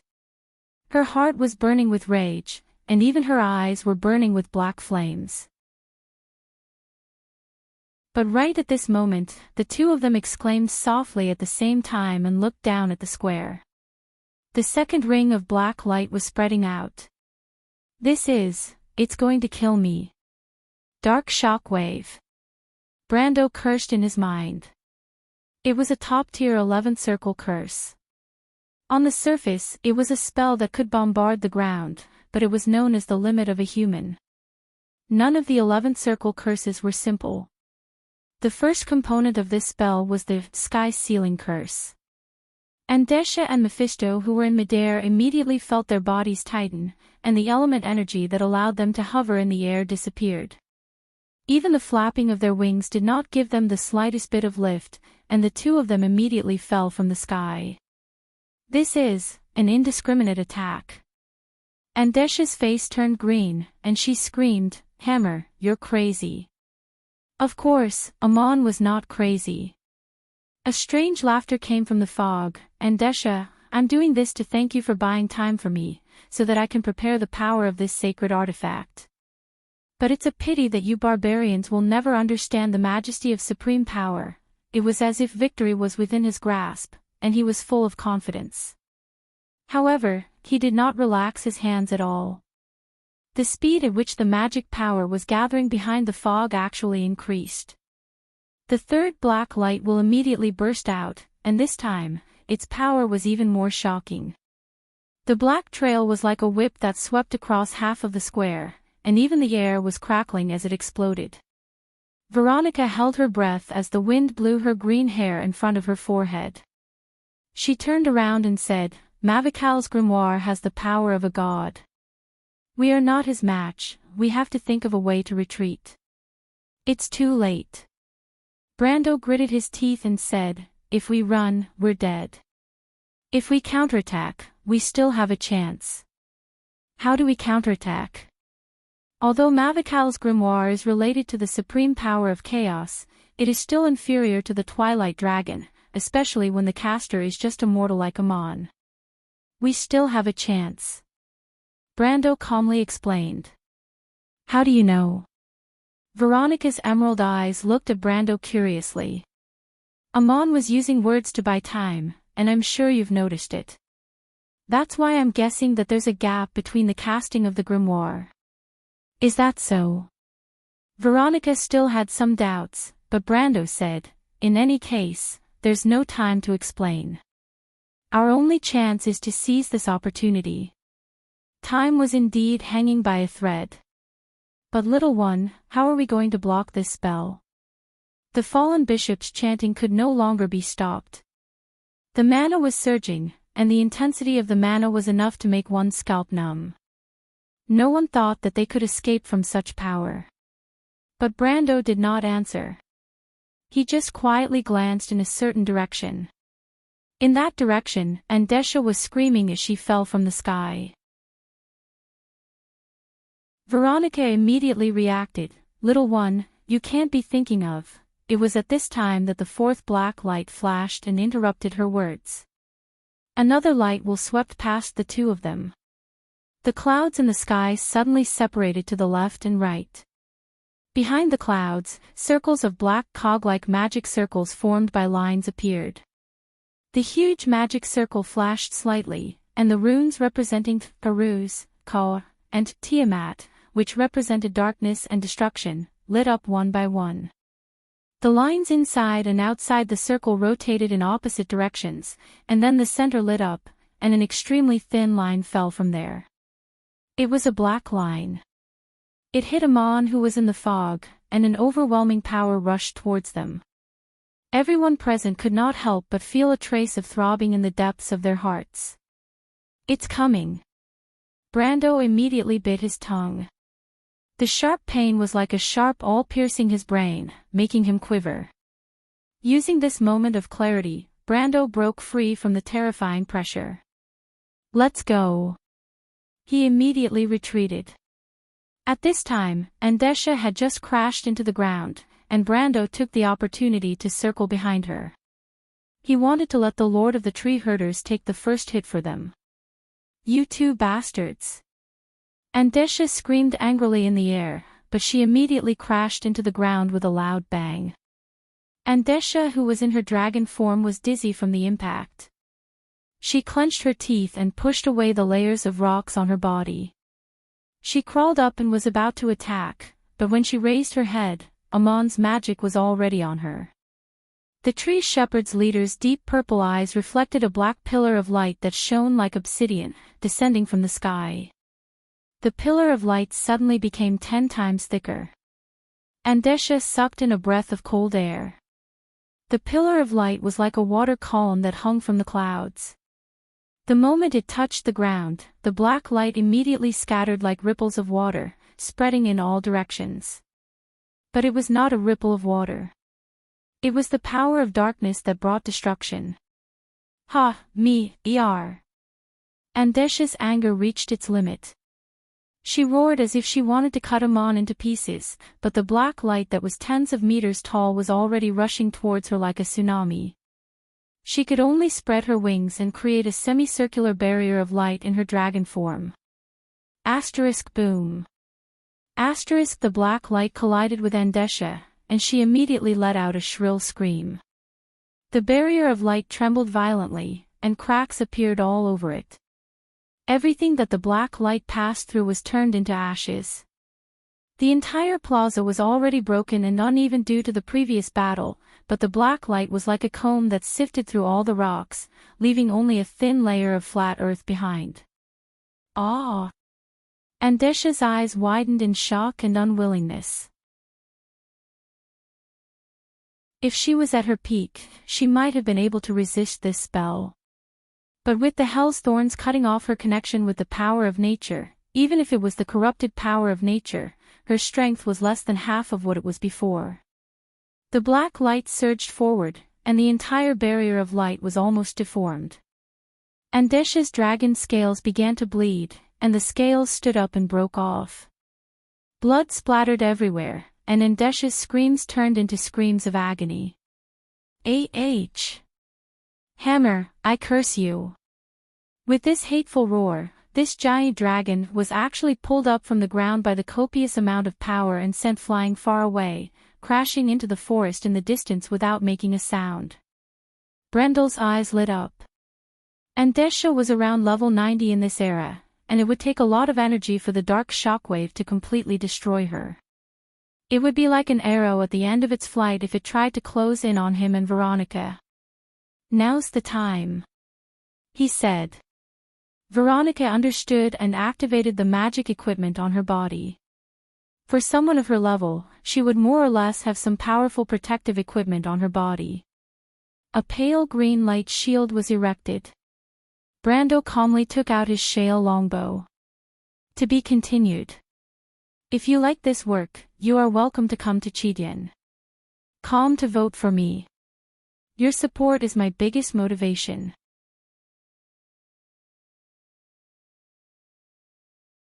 Chapter 460. Among the 6 elements, light and darkness were the most special. The element of light was gentle and peaceful. It had the power to nourish life, but it could also cause harm to all negative energy. It was called purification. Warlocks who could control the element of light were called priests. In Wond, priests only practiced holy words and light spells. On the other hand, the dark element was the exact opposite. The dark element was extremely corrosive. It only attacked living beings, but in turn, it could strengthen negative creatures like the undead and demons. Wond Player's Handbook. The silver cover of Mavecart's grimoire glowed with an indescribable gloomy light. Amon's palms were devoid of vitality as he placed them on the pages. His fingers were shriveled, and he quickly aged. However, he did not seem to notice it as he laughed maniacally. "Andesha, Veronica, you're just like a mantis trying to stop a chariot. Ha ha ha. What a joke, what a joke." However, he soon couldn't laugh anymore. The laughter stopped abruptly. Amon looked at the arrow that pierced through the layers of black light and headed straight for him like a meteor from outer space. "This is impossible." His arrogant laughter turned into a sharp cry. He wanted to pull away, but he was firmly stuck to the page. With a muffled sound, the wolf fang arrow pierced through his chest. Ah! Ah! He's actually still alive. Brando was equally shocked. He had no experience dealing with the Book of Mavicart. It was said that this book had always been in the Creation Temple, and had never been touched by anyone before the War of the Slate Slabs. However, Brando was very familiar with the spell, Dark Shockwave. Based on Wond's basic rules, the dark element would only affect living creatures, or in other words, it would burn and erode the life force itself. Therefore, he was not surprised that his arrow could penetrate the waves and hit the target. The arrow itself was a lifeless object. But Amon didn't die. Martha above, he was a weak priestess. Moreover, this was already the second arrow. If this happened in the game, Brando would probably think that he had encountered some kind of bug. In fact, he was already thinking that he had encountered some kind of bug. Not only did Amon not die, but he also pressed on the wound with one hand and screamed in horror, "Ah, ah, ah, my magic, ah. The Book of Mavicart, oh, you're all dead." As soon as he finished speaking, the layers of black shockwaves in the square began to tremble. With a boom, they exploded into countless dark specks of light that scattered in all directions. The square fell silent all of a sudden, leaving only a faint layer of twilight clouds. The clouds made the air carry a fishy smell. The spell was disrupted. The mist dispersed little by little, leaving Amon standing behind, panting heavily. He was taller than the average Cruz, so he looked more like a thin shadow. Amon's face was pale, and his mouth was full of blood. He stared at Brando with eyes full of hatred, as if his parents had died. It almost made Brando wonder if he owed him hundreds of thousands of Tor. But he quickly came to his senses. Veronica could not help but open her mouth slightly. They saw a hole in the silver-black cover of the Book of Mavicart in Amon's hand. Brando stared at the hole in shock. He actually punched a hole in the book. Brendel almost rubbed his eyes in disbelief. Mother Marcia above, that was an ancient evil artifact, an existence equivalent to a demigod artifact. How did he manage to make a hole in it? Amon's lips trembled, and it took him some effort to squeeze out a sentence. You are all dead. His voice was almost distorted due to anger. At this time, Brando suddenly reacted. He immediately exclaimed in surprise. I got it, the Book of Mavacard is a fake. Amon and Veronica's expressions changed at the same time, but the difference was that one was frightened, and the other was confused. A fake? No, it should be a projection of the original. It's just a record of the power of the ancient evil item. It's a fake. Brando immediately explained to Veronica. Although it has the same level of power, it doesn't have as strong a defense as the ancient evil item. Enough.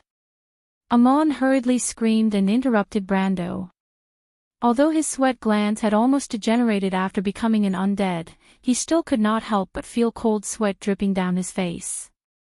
Amon never dreamed that there would be a sacred item that was so familiar with all for one here. And this person was neither Veronica nor Greysword Saint Mephistopheles, but an unknown young man. The Book of Mavacard had not appeared for nearly 10,000 years. Although it's just a projection, its power is enough to destroy you insects. Amon's expression was uncertain. As long as I cast another spell, Veronica finally understood. She looked back at Amon, her emerald eyes full of a dangerous glint. The crew's goddess of war sneered. Do you think I'll give you a chance to cast a spell, Amon? Veronica attacked at the same time. She was no match for Andesha at her peak, and she could not suppress the power of the Book of Mavacard. But whether it was the 12 patriarchs of the tree herders or the sacred item from prehistoric records, they were all existences above mortals. Andesha was said to have experienced the War of the Holy Saints and was a monster that had lived for thousands of years. The Book of Mavacard was an evil item born in the Sea of Chaos. But even so, Veronica was still a genius among mortals, the goddess of war of the crew's race. She had achieved so much in less than 150 years of age. Her sword was full of the amazing talent of the human race. It was full of pride and arrogance. The sword was like a full moon, and the sky-blue sword was like a verdant sword. Amon's face turned pale. Oh, no. His pale face was distorted. His eyes were filled with unwillingness, regret, and madness. His hands were like the claws of a bird as he hugged the Book of Mavacard tightly. He did not want to let go, as if hugging the book could save his life. He screamed, "No, you bastards. I won't let you have it easy. Even if I die," Amon growled like a wild beast. His withered fingers clasped tightly on the silver-black title page. Suddenly, a dazzling black light shot out. The black light expanded and formed an area where even light could not escape. It was pure black without any impurities. It was as if it wanted to suck in people's minds. Black hole of annihilation. Brando was alarmed. The Book of Mavacard was said to have the ability to devour everything and turn it into its own power. But this was too exaggerated. It was as if there was an invisible gravitational force between heaven and earth, gathering everything to one point. He looked down and was shocked to see a layer of light floating on the Halran Gaia in his hand. But when he took a closer look, it was not a layer of light, but a layer of translucent lines. These complex lines were the magic circles engraved on the sword. The powerful gravitational force generated by the Book of Mavacard pulled these things out of the Halran Gaia. Brando could not help but curse in his heart. The Book of Mavacard was absorbing the power of the law. This was too scary. Once these magic circles were broken down, the Halran Gaia would be no different from a blank longsword. At most, it would be slightly longer and wider, like a heavy sword. However, when the black hole appeared, the first one to suffer was Amon. He obviously did not have the ability to control this spell. With a sharp scream, his whole body was pulled into the black hole. Then came the closer. Veronica could no longer retract her sword. The azure firmament trembled and flickered for a moment or two. The dark green blade dimmed and turned into an ordinary weapon. The azure firmament was a wind elemental holy sword. It was a fantasy weapon like the Halran Gaia, but it was completely destroyed in a moment. For a moment, Brando and Veronica's expressions changed. The power of the Book of Mavacard is to devour everything. Destroy the projection of the book. Brando shouted immediately. Veronica, of course, was aware of this. She sent out several green sword auras, but unfortunately, the wind elemental sword auras collapsed as they approached the edge of the black hole. Moreover, the black hole absorbed the sword auras and expanded. The huge suction force made Brando feel that he could not stand still. Get out of the way. A hoarse voice interrupted coldly. Trash. Andesha's voice came from the direction of the forest. The patriarch of the tree herders was still alive. She struggled to walk out of the forest, her body covered in wounds and blood. Even the tree bark that covered her body was cracked. Her ample bosom stood proudly in the air. But Andesha was not a human, and she did not care.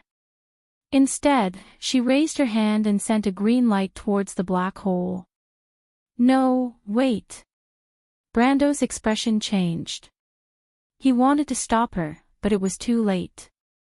The green light disappeared as soon as it entered the black hole. Andesha immediately screamed, "How is this possible? This thing is devouring the power of elements. Ah, what the hell is this?" She looked as if she had seen a ghost, but Brando could not help but curse in his heart. Even though the power of elements was the highest law in Wond, there were still differences between the different elements. If he remembered correctly, the Book of Mavacard represented the purest form of chaos. It could devour and contain everything. A mere secondary time could not affect its laws in the slightest. Brando was depressed because the black hole had expanded even further after absorbing Andesha's power. This time, even Veronica could not withstand the force of the black hole, let alone him. He was sent flying towards the center of the black hole. Fuck. That brainless woman. Seeing this scene, he almost fainted from anger. But of course, Brendel would not accept his fate, or rather, it was as if he had expected this. At the last moment, he gritted his teeth and raised Halran Gaia with both hands, and stabbed it into the black hole. Ah! Brando! Brother Brando! My lord! After the black hole was formed, the fog in the square was swept away like a tornado. Scarlet and the others saw this scene from afar. Brendel flew into the air, his whole body turned into a sword and pierced into the center of the darkness. The Halran Gaia's blade emitted a bright white light, as if it was under great pressure. The girls could not help but let out a cry of surprise. However, it was at this moment that a crisp sound like glass shattering resounded in the square. Under everyone's gaze, the first to shatter was actually the annihilation black hole. Everyone was stunned. To be continued. If you like this work, you are welcome to come to Chidian. Calm to vote for me. Your support is my biggest motivation.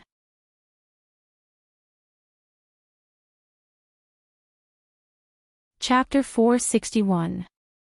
Impossible. Andesha couldn't help but scream. But nothing was impossible. She didn't know that the Halran Gaia had such an attribute, indestructible. This attribute didn't come from the sword itself, or rather, it came from the moment Brando held it in his hand. It came from the stability of Brando's element. The power of the annihilation black hole seemed invincible, and even Andesha herself couldn't move it at all. But at the end of the day, it was because her elemental energy was too low. Brando remembered that when Veronica's azure firmament was destroyed, his Halran Gaia was able to resist the corrosion of the chaos power. It wasn't because of the distance between them. Thus, he placed his hopes on the sword in his hand, or rather, his element power. A few seconds ago, when the annihilation black hole sucked Brando in with an irresistible force, he aimed at the ancient book floating in the middle of the black hole and slashed down with his sword. And then there was a cracked sound. Just like that, the annihilation black hole shattered before everyone's eyes like glass shattering. I actually succeeded. Brendel was dumbfounded. He fell from the sky and felt a burst of joy in his heart. But suddenly, he felt the same throbbing in his heart.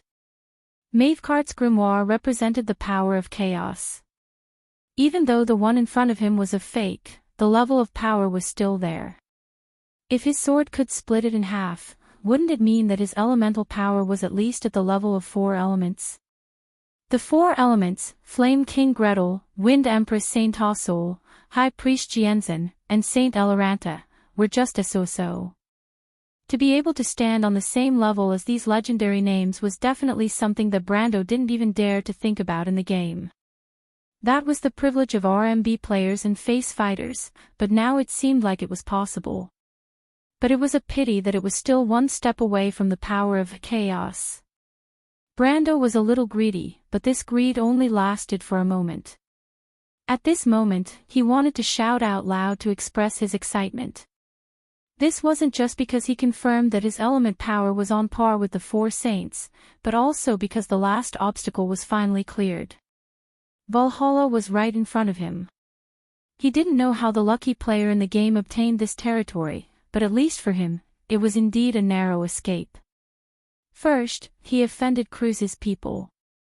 Then, he went through the demonic wave, Calamity of Wolves, Greysword Saint Mephistopheles, Ekis Nightmare, and finally, he had to escape from one of the 12 tree herders, Andesh's.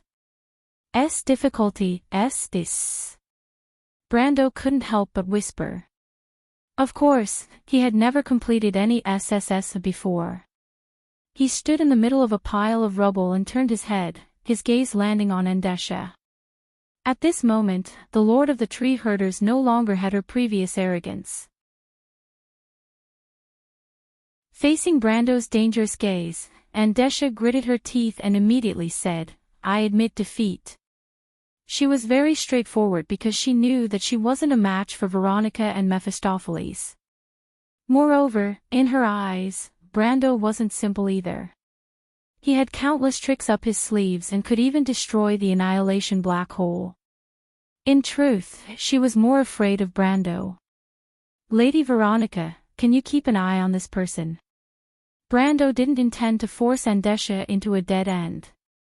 Even a rabbit would bite when cornered, not to mention that the Lord of Withering Flowers was an injured lion. The goddess of war of the Cruz Empire looked at the sword in her hand with pity. The once dazzling wind holy sword looked like an ordinary metal now. She sighed and nodded. There was no trace of the Lionheart sword in the loop of trade winds, which meant that the Cruz Empire's efforts were in vain. They even lost the Azure Firmament, which was also a fantasy-grade holy sword. Even Veronica couldn't help but feel dejected. Rockwell is still a guest in the Empire's prison. You can accompany him, Andesha. Veronica said to Andesha as she sheathed her sword. Andesha didn't say a word and only snorted coldly. Brando cursed in his heart. Rockwell was one of the 12 tree herders' patriarchs, the Lord of Tainted Blood. No one had ever seen him in the game. The players thought that he was the big boss behind the scenes, but they didn't expect him to be locked up in the Cruz Empire's prison. The truth was a little awkward. But if Andesha moved in, the Kurlutz Empire would be holding 2 leaders of the Tree Shepherds captive, and the enmity between them would be too great. But Brando was more than happy to see the Cruz Empire and the Tree Herders go head-to-head. Faina finally noticed that the battle at the plaza had ended. She hurriedly ran over with Scarlet not far behind her. The red-haired girl with a ponytail was still a little quiet. She held Sifrid's hand and slowly walked over. The bad-tempered little princess of the Cruz Empire came to Veronica's side. She didn't dare to cross the line and obediently greeted her, Commander. But Veronica could only shake her head and sigh when she saw the troublesome little princess. Veronica knew that Faina wasn't a bad person, but which noble descendant of the empire wasn't this arrogant and condescending? The empire gave them glory, and they used the same pride to protect the empire's prestige. If they didn't have this kind of pride, how could they have the pride of an eagle? But the Cruise Empire's goddess of war shook her head and glanced at Brando, who was not far away. Scarlet also silently watched Brando comforting Sifrid without saying a word. "What's wrong?" Brando noticed the girl's stubborn expression and felt a little strange. "It's nothing, my lord," Scarlet replied. She didn't want Brando to see her weakness. Previously, she had no leeway to intervene and could only watch helplessly as her liege fought to protect her. That feeling of complete weakness had completely shattered the perseverance in her heart. Therefore, if she didn't show her stubbornness on her face, she could only show her weak side. She didn't want to be a weak girl in front of her lord. "Since it's about time, let's go up and take a look, little one," Veronica suddenly said. She raised her head and looked at the towering world tree. Even though the chances of finding the Lionheart sword were slim, the Cruise Empire's goddess of war was still curious about the secrets of the legendary world tree. Not to mention that there was a legendary ancient flame seed in the world tree. In the present-day wound, no one had ever seen the blessing of Martha. It was a seed of order that was left in the world before the gods existed. These seeds had long since turned into huge guardian lands. Veronica wasn't the only one who was slightly moved. Even the Ash Sword Saint was slightly moved when he learned of this secret. This meant that after thousands of years, the civilized world would once again expand its territory. The significance of this was too great. Andesha was the only one who was gnashing her teeth in anger. When Mephisto heard the news, he seemed to be slightly relieved. But I have a strange feeling that Mephisto's face is slightly relieved. He was a little confused. What was with this kind of expression? Brando couldn't help but look at Mephistopheles and Veronica suspiciously. In theory, the Ash Sword Saint and the Cruise Empire's goddess of war were irreconcilable enemies. He almost forgot about it because of the intense battle earlier.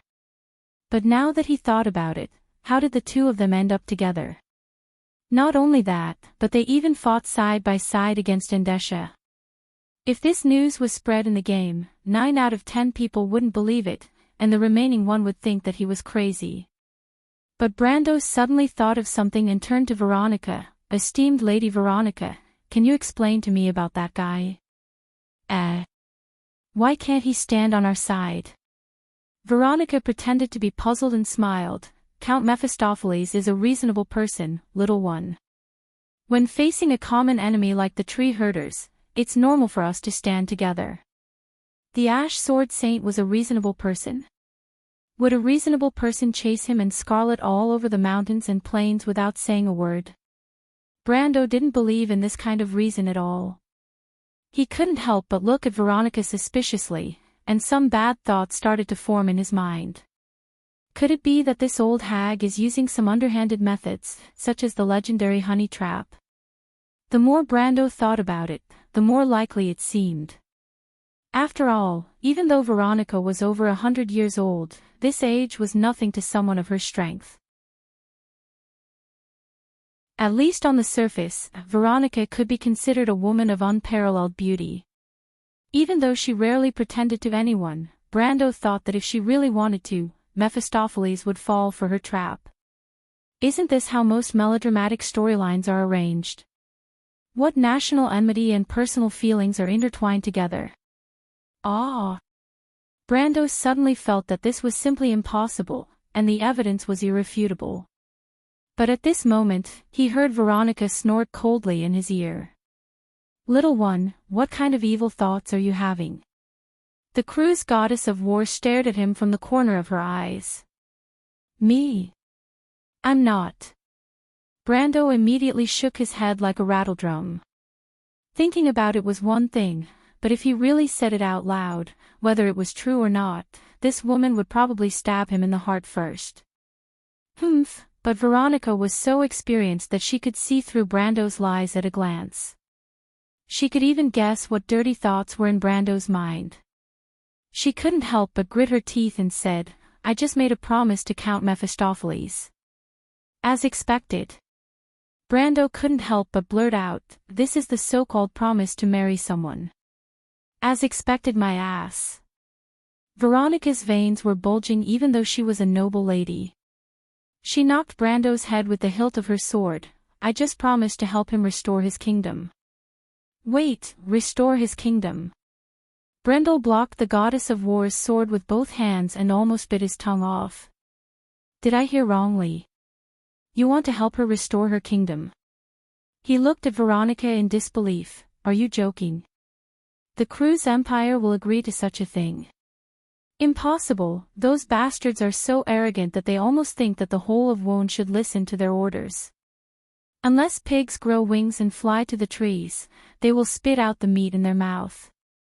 "No," Brendel shook his head firmly, "even if pigs grow wings and fly to the trees, the Kurlutz people will not bow their heads."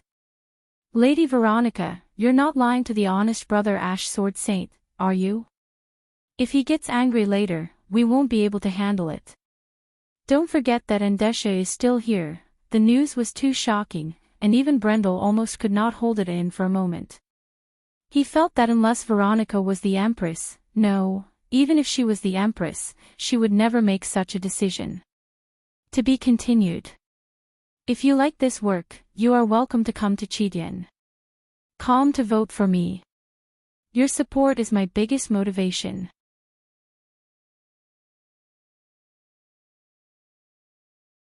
Chapter 462. Veronica looked at Brando helplessly. She found that the young man's impression of Cruz was very bad. Of course, this was because of the hatred between the two countries. Although the hostility between the common people did not prevent her from appreciating the young man from a higher level, she did not know whether to laugh or cry at Brando's hostility towards the Empire. She did not understand how a smart person like Brando could be blinded by the hatred of hundreds of years ago. His vision should be far beyond the lowest level of the Empire and Erewhon. Of course, Veronica did not understand that Brando was so hostile towards the Cruz Empire because of what will happen in the future. Even if he said this reason out loud, the goddess of war of the Empire would probably treat it as the ravings of a lunatic. Brando coughed and remembered that there was an imperial general standing beside him. Veronica's smile made his hair stand on end, so he quickly changed the topic. "Actually, I want to say, Lady Veronica, you want to help the Sword Saint of Ashes to restore the Empire, but it seems that it is not that easy. You should know this better than I do, Lady Veronica." Brendel chose his words carefully. "The Empire is controlled by the Parliament of Nobles, so even if you have the support of the Emperor, you will still be opposed by the other nobles. Furthermore, the enmity between the Ash Sword Saint and the Kurlutz Empire is no longer just a matter of territory.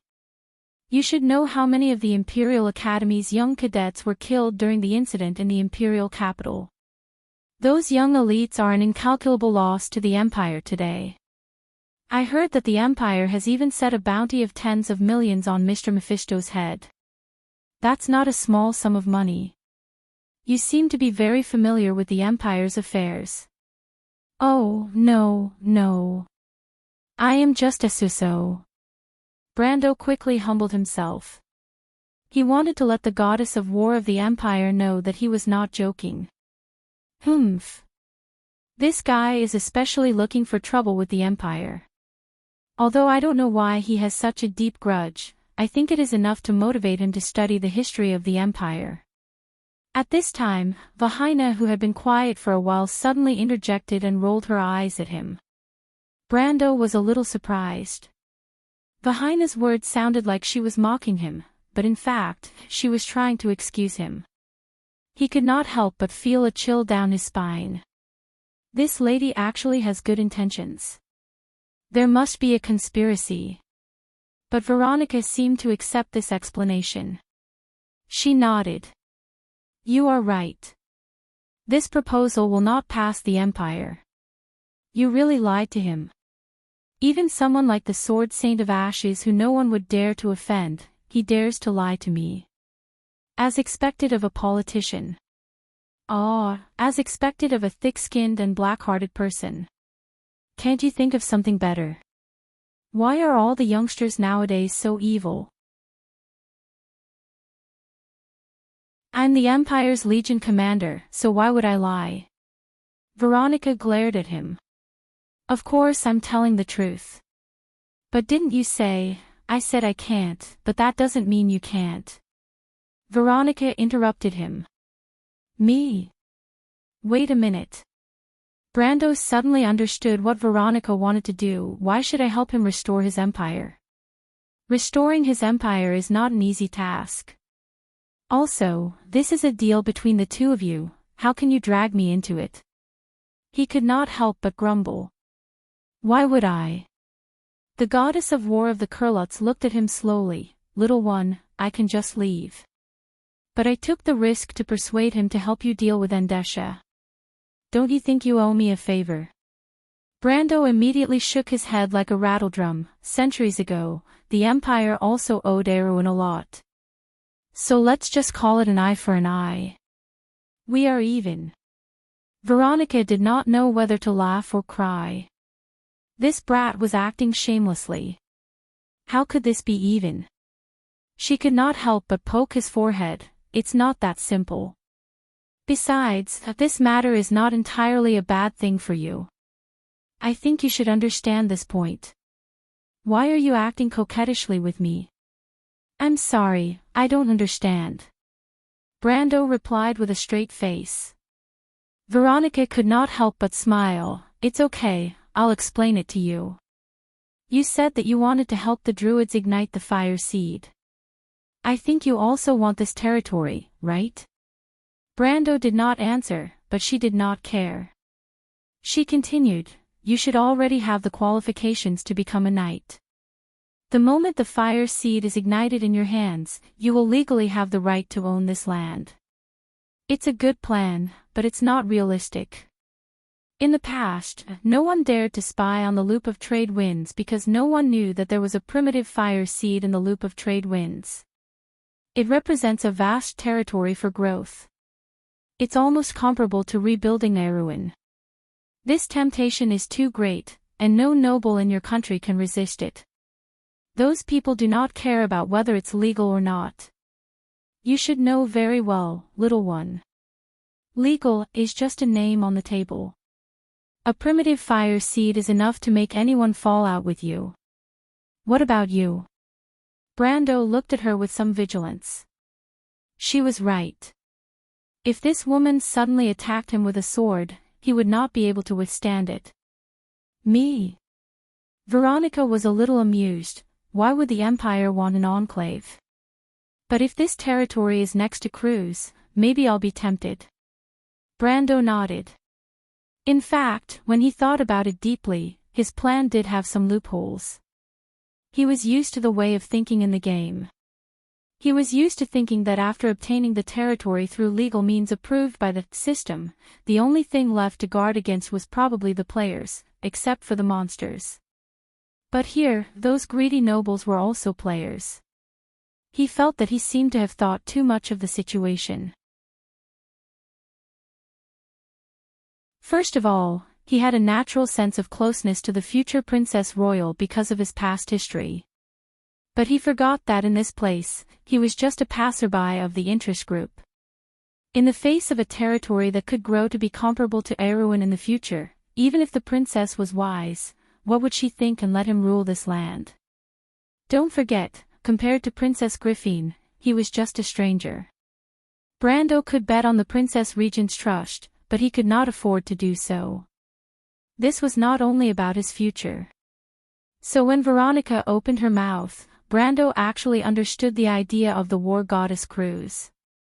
She hoped that he could restore the old country of the Ash Sword Saint in this vast territory.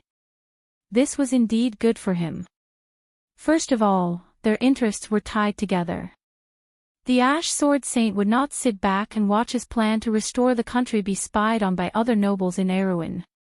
However, To use nearly one-third of the territory in exchange for a talisman, this price was a little too painful. And what made him very unreconciled was that Veronica had taken care of a mortal enemy of the Empire without the Kurlutzians paying a single price. He was the one who was cutting his own flesh, and that woman was the one who reaped the benefits. For a moment, he suddenly felt that this smiling woman was an eyesore. She said that she was a dignified commander, but in the end, she was just as black-bellied.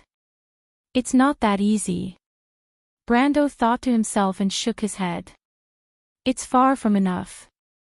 You know that compared to the nobles in Erewhon, my influence is far from enough. How can you guarantee that the Ash Sword Saint will be tied to my ship? He could have a better choice. Count Mephistopheles is not that kind of person. I'm not that kind of person either. Commander, do you believe me?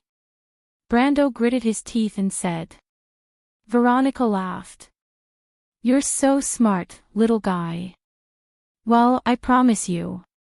As the commander of the Azure Skies, I promise you that I will secretly support you in establishing this territory. With the Empire as your backing, Mephistopheles will not think too much. Brando nodded. This was the result he wanted. Although he dared to guarantee that Cruz would not give him any practical help, as long as he had such a promise, even if the princess wanted to find someone to replace him, she would have to weigh the chips carefully. As for whether Cruz would be able to fulfill this empty promise, there was no need to worry about that. Brando believed in Veronica's ability as a commander. Besides, if he was unlucky and caused Mephistopheles' plan to fail, it would not benefit her at all. But restoring a country is not that simple. Just having land is far from enough. I don't think Count Mephistopheles only wants to be a lord, right? Brando asked again. Of course, there are still some remnants of the original duchy in Kurlutz, and the people of the old country are still living in the original land. As long as these people are willing, I will find a way to arrange for them to be sent over. Veronica nodded and replied. Brando also nodded. Opening up the wilderness was not a simple matter. The guarded ground wasn't something that could be built overnight. It would require years of maintenance before it could reach its limit. It would already be considered fortunate if the fire seed was able to obtain at most 1/10 of the territory the moment it was ignited. To put it bluntly, Mephisto's clansmen were here to help him open up the dark forest. As for the original population of the forest, the Druids, after the calamity of wolves, the population of the Druids in the forest decreased by more than 80%. The remaining ones were mostly the elderly and children. For the time being, they could only focus on recuperating. To put it bluntly, he still had to rely on himself to migrate people from the outside. Therefore, he could not be calculative. After all, even the cleverest housewife could not cook without rice. After confirming all the conditions that Veronica could offer, Brando suddenly asked, Lady Veronica, you are doing all these for the Empire, but no one knows about it. On the contrary, if you arrange for Mephistopheles' people to escape from the Empire, no one will understand. Although I know that you are wholeheartedly doing this for the Empire, it will only be a weakness to your political enemies. Are you willing to do this? Veronica looked at him in annoyance. Stop trying to sow discord, little guy. You're still too inexperienced. I am a citizen of the Empire. Everything that I do for the Empire is of my own free will. The Empire's growing strength is the best reward for me. Besides, she squinted her eyes seductively, even if you succeed in sowing discord between me and the Empire, will you get any benefits from it? Even if I want to change my allegiance, little one, you are still not worthy of my loyalty. She suddenly felt a little amused and added, you are the one who should be loyal to me. Hee. Brando did not mind this level of sarcasm, then it is a pleasure to work with you. Since we have confirmed the ownership of this place, let us split up and search this area. This way, we will find it faster. I believe that the Druids outside will not be able to resist for long. You are really thick-skinned. Veronica could not help but shake her head. What did he mean by, since we have confirmed the ownership of this place? How thick-skinned must he be to say something like that? But the more confident this young man was, the more she liked him. She smiled and nodded. Seems like you are going somewhere by yourself. Of course, Brando did not shy away from the topic. It was not easy to win. I still have to check my spoils of war. He used a tone that belonged to a player and answered matter-of-factly. To be continued. If you like this work, you are welcome to come to Chidian. Calm to vote for me.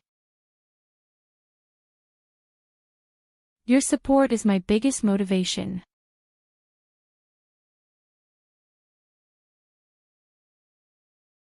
Chapter 463. Alright then, little one. Veronica looked at Brando with her emerald eyes. She had obtained the answer she wanted from Brando, so she was not as direct as before. Then I'll go to the west to take a look. Of course, if I find anything, I'll inform you first. She said with a smile. Brando pursed his lips. He did not know why, but Veronica seemed to have an inexplicable tolerance for him. She liked to tease him when she had nothing to do. But putting aside Cruz's identity, the goddess of war's way of doing things was enough to make him admire her. Besides, maintaining a personal relationship with a countess of the empire was not a bad thing for him. It was just that the two of them were destined to plot against each other on the level of the empire. As long as there are enough mutual benefits, it's enough for now. Brando needed a breather to grow stronger, and this agreement with Veronica might be able to help him achieve that. Thus, both of them obtained the most satisfactory results, and their cooperation was quite pleasant. At this time, the Empire's Legion commander had already left the plaza with the little princess of the flower domain. Before she left, Brando saw her stopping beside Mephisto. He did not know what she said, but the famous Ash Sword Saint turned around to look at him. Andesha was naturally taken away, and only the few of them were left in the plaza. Sifrid had been quietly holding on to his hand since the beginning. She had always been a calm and steady person. Brando knelt down to help her wipe the dust off her face. He looked at the little girl who had a head of long, vine-like hair that reached her ankles. He suddenly felt a little worried that she would grow up to be like Scarlet. Even though her lack of mouth was a cute trait, Brando was still worried about her mental state. He turned around to look at the red-haired girl, and his strange gaze made her feel a little strange.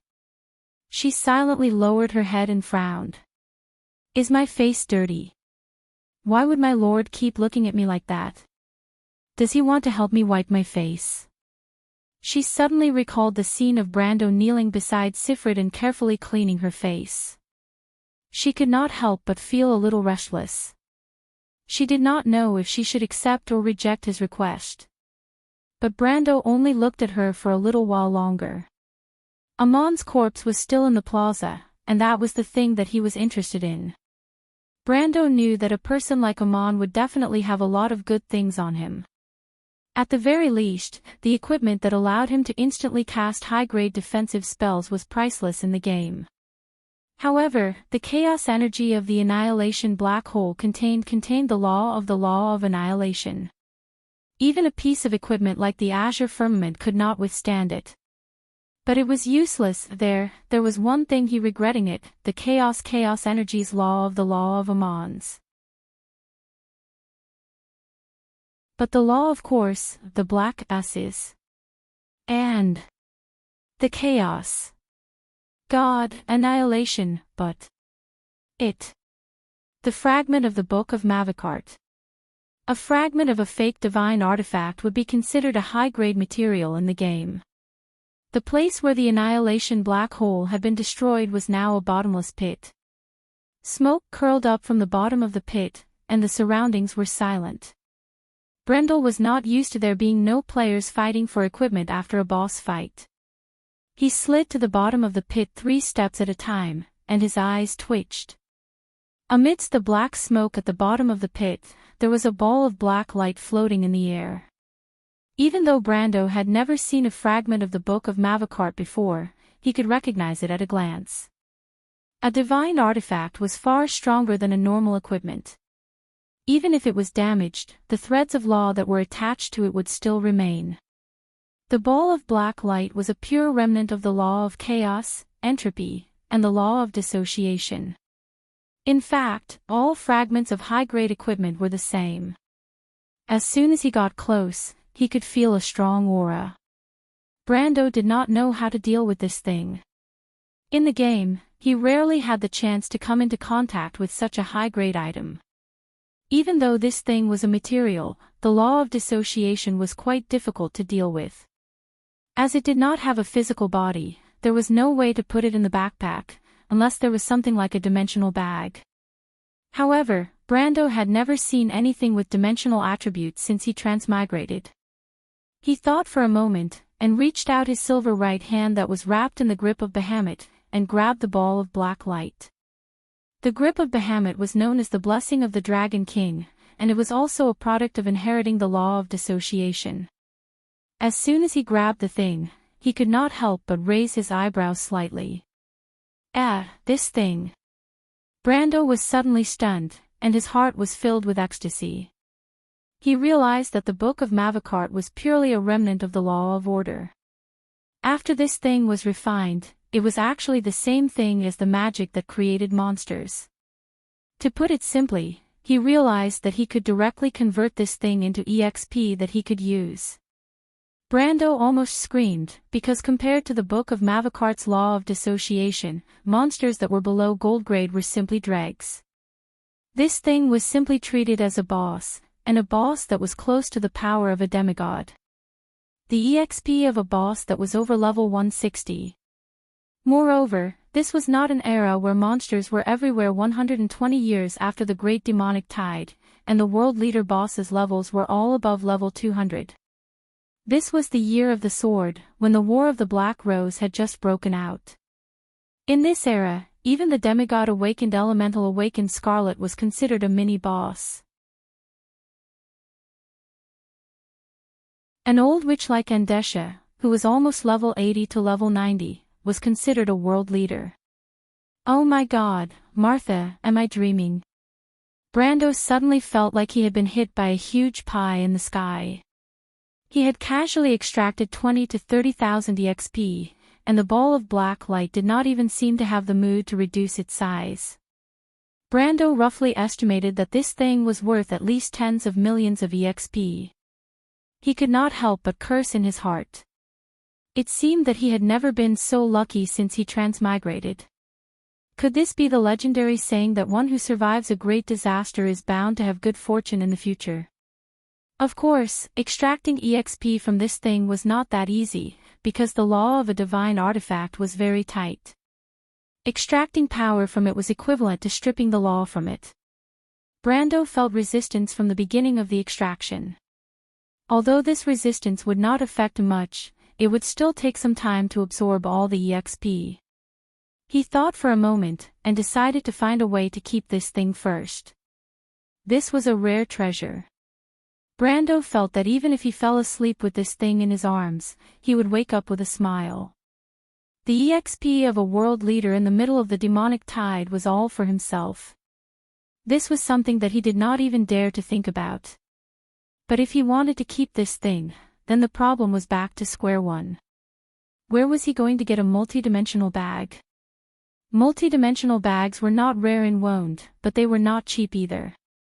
The average person would definitely not be able to afford them, but people like Veronica and Mephisto would definitely have them. Brando thought for a moment, and decided to let the Ash Sword Saint bleed a little. Who asked him to help him restore his country? This could be considered as an early payment. He immediately climbed out of the pit and prepared to borrow a multi-dimensional bag from Mephisto. But at this moment, a familiar voice rang in his mind. Ha!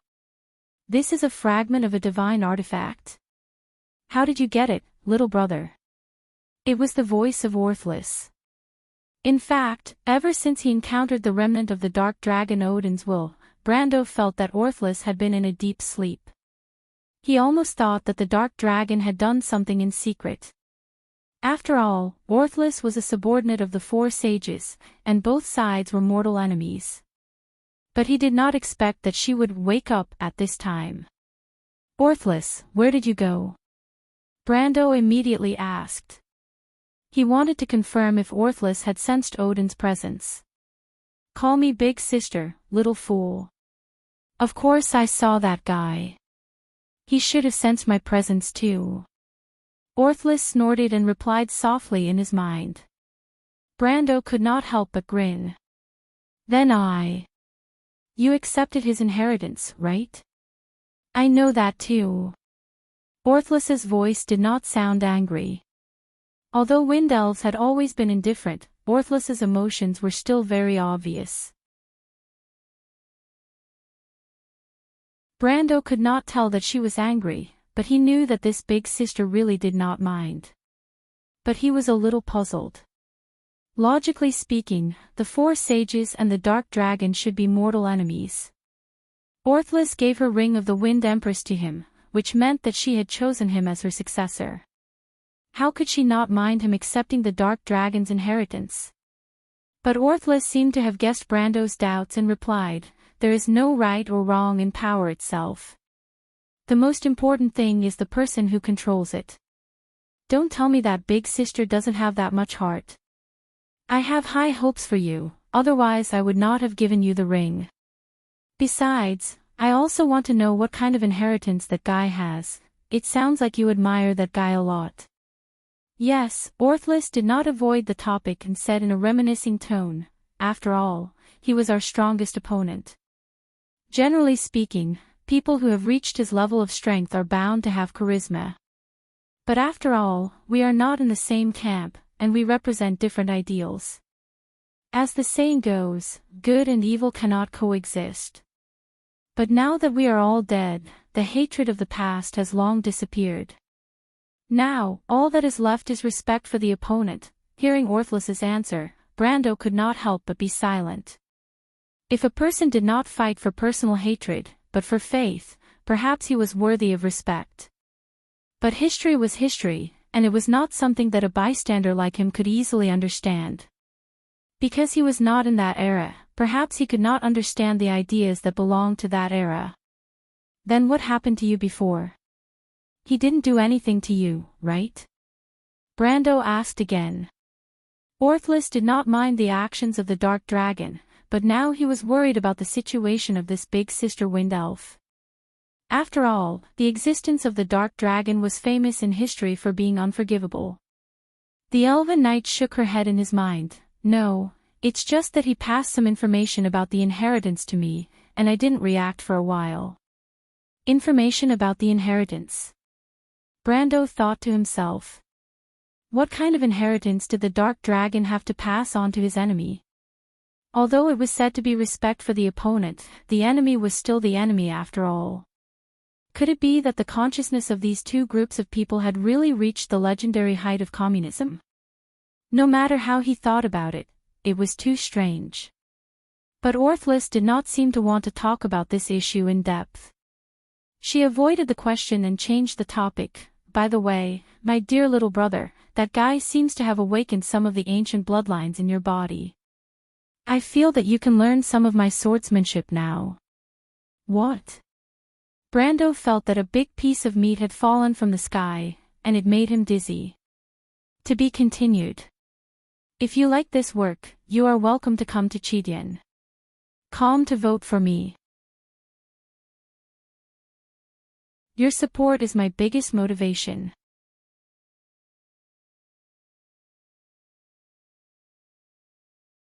Chapter 464.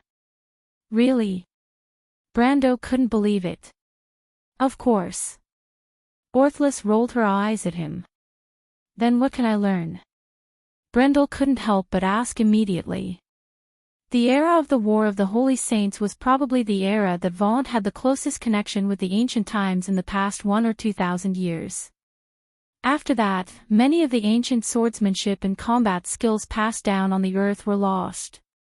High-level skills completely disappeared, and even mid-level skills became rare goods. And just 1,000 years ago, among the Wind Elves, soldiers in the second-tier legions like the Forest Guards also studied mid-level skills. That was an era when power was at its peak. In the game, such an era would only return to the real world after more than 100 years, when the tide of the Demon Moon reached its peak. Ancient skills would only return to the real world after they were excavated from the stone slabs buried in the ground. But now, Wound was still a barren land. Even the White Raven swordsmanship, which was inherited from the Wind Elves, could be considered a secret technique of the royal family. Orthless was a heroic spirit who had lived through that era. As the Knight of the Wind Empress and the owner of this ring, Brando couldn't imagine what kind of inheritance she had. But what was certain was that this royal sister, who had accumulated over 1,000 years of experience in swordsmanship, was definitely a treasure trove to him, a huge and dazzling treasure trove. In swordsmanship, if you can't use your heart as one, it will be difficult to reach a high level. Orthless looked at him seriously and said, "So although I know a lot of things, I only plan to teach you one. 9 Luminary Sword Art." What? Brando almost thought he heard wrong. 9 Luminary Sword Art. Orthless repeated. As if he was struck by lightning, Brando froze and stared at Orthless in shock. According to legend, the inheritance of the Wind Elves was split into 3 after the War of the Holy Saints. The Summer King, Quainar, inherited the Sword of the Sun, and together with his scorching Sun Knights, seized the throne of the Elven King. To this day, the descendants of the Knights were still the mainstream nobles of the Wind Elven Empire. Saint Tossol's Knight Guards, the Starsong Knights, held the Starsong Sword. However, this line of inheritance had long been lost in history. When the last knight died over 400 years ago, the Starsong Sword was completely buried under the long river of history. But other than the Star and Sun, the Moon Sword, which was once the strongest and inherited from Saint Tossol, seemed to have been forgotten. Even her original people disappeared after the war. It was like a story of the past that was covered in dust and spider webs. No one mentioned it after that. But, Orthless enunciated the words 9 Luminary Sword Art clearly. It indeed came from Saint Tossol's Moon Sword, known as the strongest sword art. It was also one of the 3 great sword arts of the War of the Holy Saints. It was also the origin of the national emblem of Saint Tossol, the Sacred Wind Empress. Brando was shocked. He originally thought that as the Knight of the Wind Empress, Orthless would be the inheritor of the Starsong Sword. However, he did not expect her to bring out the moon inheritance the moment she opened her mouth. The 9 Luminary Sword Art was a strike of 9 swords. When one person attacked, it was as if 9 people were fighting side by side. If the speed of the flash strike sword art was its own specialty, then the 9 Luminary Sword Art was the limit of area of effect attacks. Or to put it simply, it was the strongest AoE swordsmanship. Moreover, regardless of whether it was an intermediate or advanced swordsmanship, it was one of the 3 major swordsmanship that was on par with the Flame King Gretel's flash strike sword art and the Saint Eleranta's Roar of the Mountains and Earth. In terms of reputation and practical use, it was not wrong to say that it was a genuine swordsmanship. I can learn it. Of course. Now. Brendel was a little incoherent after being hit by a big pie. If you have time now, of course I can stop and teach you slowly. Orthless looked around, but I suggest you deal with things here first. After all, swordsmanship is not something that can be learned overnight. With Orthless's reminder, Brando came back to his senses. Indeed, swordsmanship could be learned at any time, but there were more important things at hand. The druids were still struggling to hold on, and he had to find the primordial flame seed in the loop of trade winds as soon as possible. And before that, he had to deal with the remnant laws of the Book of Mavacart. Otherwise, he would not be able to travel with such unstable energy. Speaking of which, Orthless looked at the black light in his hand. Little guy, this looks like a fragment of a divine artifact. How did you get it? It's just a fake. Brando answered truthfully. A fake is already very impressive. What do you plan to do with it? This is a pure law of order. You can absorb its power for your own use. This thing is a rare treasure for you. You have to think of a way to deal with it properly. A heroic spirit from the War of the Holy Saints was indeed a heroic spirit from the War of the Holy Saints. With Orthless's knowledge, she could actually see through the essence of this thing at a glance. Well, I have experience dealing with this kind of thing. I just have to find a dimensional item to store it in. Brando answered without blushing. Dimensional attribute, huh? That's a good idea. The stability of the law of space can freeze many high-level elements. Fragments of the law of space are not a problem. Orthless was talking to the young man when she suddenly stopped and looked to the side in surprise. What's wrong? Brando asked. Aren't you looking for a dimensional item? Orthless asked. Huh? Brando immediately looked in that direction, but Orthless could not see anything. Not to mention a dimensional bag, there was not even a small piece of rock in the vicinity. However, Brando knew that Orthless would not joke with him at this time. He carefully observed for a while, and his heart suddenly skipped a beat. Damn, no way. The surprise in his heart quickly turned into surprise, and then surprise turned into a pleasant surprise. It was the kind of surprise that one would get if they found some money on the side of the road. After repeated inspection, Brando found that there was a slightly shining silver line in the smoke. The silver line was so small that if Orthless did not remind him, he would not have noticed it. Of course, it was not a silver line at all. If Brando guessed correctly, it should be something he was very familiar with. He immediately walked over and carefully pressed his hand on the silver line, and then gently pulled it apart. The smoke around the silver line surged, and a hole appeared in front of him. It seemed to have no thickness at all from the side, but from the front, it looked like a cross-section. It was as if space had been cut open. Dimensional hole. This. He took a deep breath and raised his hand. There was a shiny object in his hand. This is. He took a deep breath and raised his hand. There was a shiny object in his hand. God-slaying magic breaking all. Orthless sucked in a breath of cold air. This thing was made from the wood of the golden tree and had a secret magic circle on it. It had the ability to suppress all elemental elements and magic power. Other than the power of existence, almost all elemental elements could be suppressed. Brando also knew that this thing had another name. It was called Pain in the Balls, because it could suppress all elements, magic, and supernatural abilities for a minute. It was the best weapon to use against people. However, this item was one of the few experimental products that Great Priest Farnesane had made in the later stages of his life in order to grasp the power of chaos. In this world, he was the only person who had grasped both the power of order and chaos at the same time, and the method of making it had long since been lost. Furthermore, it was a one-time consumable item, so the few items left behind were all priceless. Brando had seen people use it a few times when he was fighting world bosses in the game.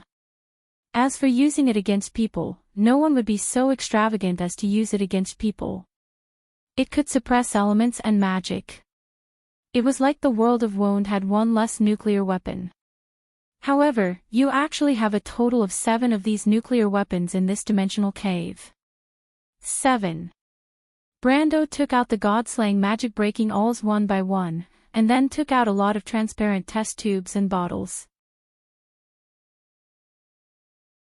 These were all holy potions. There were hundreds of bottles of holy potions. Since holy potions were a product of the War of the Holy Saints, Orthless did not know the use of these things. However, when she learned from Brando that these potions could be used to directly restore life, this knowledgeable knight could not help but be amazed. After all, civilization was still developing. Although the magic of the demon moon had been declining since the end of the War of the Holy Saints, there was no lack of intelligent people among the later generations. They had invented many things that were not available before the War of the Holy Saints. For example, magic technology, airships, and so on. However, at this time, Brando's expression suddenly changed again. He stopped what he was doing, and then took out 2 bottles of potions from the dimensional hole. Orthless recognized that it should still be holy potions, but looking at Brando's expression, it did not seem like it. Of course, she did not know that Brando's heart was in turmoil at the moment. He took out holy potions number 1. Holy potions number 1 were the original products of all holy potions. In order to develop a potion that could heal the wounded, the Holy Sanctum first produced this product. This thing was the crystallization of countless manpower and money, and its initial effect was beyond everyone's expectations. In terms of holy potions number 1 were definitely the best. But for a potion that was used on a large scale, it had a huge drawback: it was too expensive. Due to the lack of cost, the effect of holy potions number 1 had almost reached the realm of reviving the dead with just 1 drop, but the price was enough to make any force in the world shudder. It was precisely because of this reason that other types of holy potions after holy potions number 1 were gradually mass-produced. Of course, the effect was getting more and more diluted. The 2 bottles of holy potions Brando took out were no longer holy potions in his eyes, but glittering gold coins. No, it should be said that it was a dazzling mountain of gold. He placed these items in front of him one by one, and his eyes could not help but become a little sluggish as he took a deep breath. He then checked the items in the dimensional hole and found that it was not only holy potions, but also gold and silver coins. There were also large amounts of magic materials and some high-grade magic armors. They were all standard armors and weapons of the Holy Sanctum.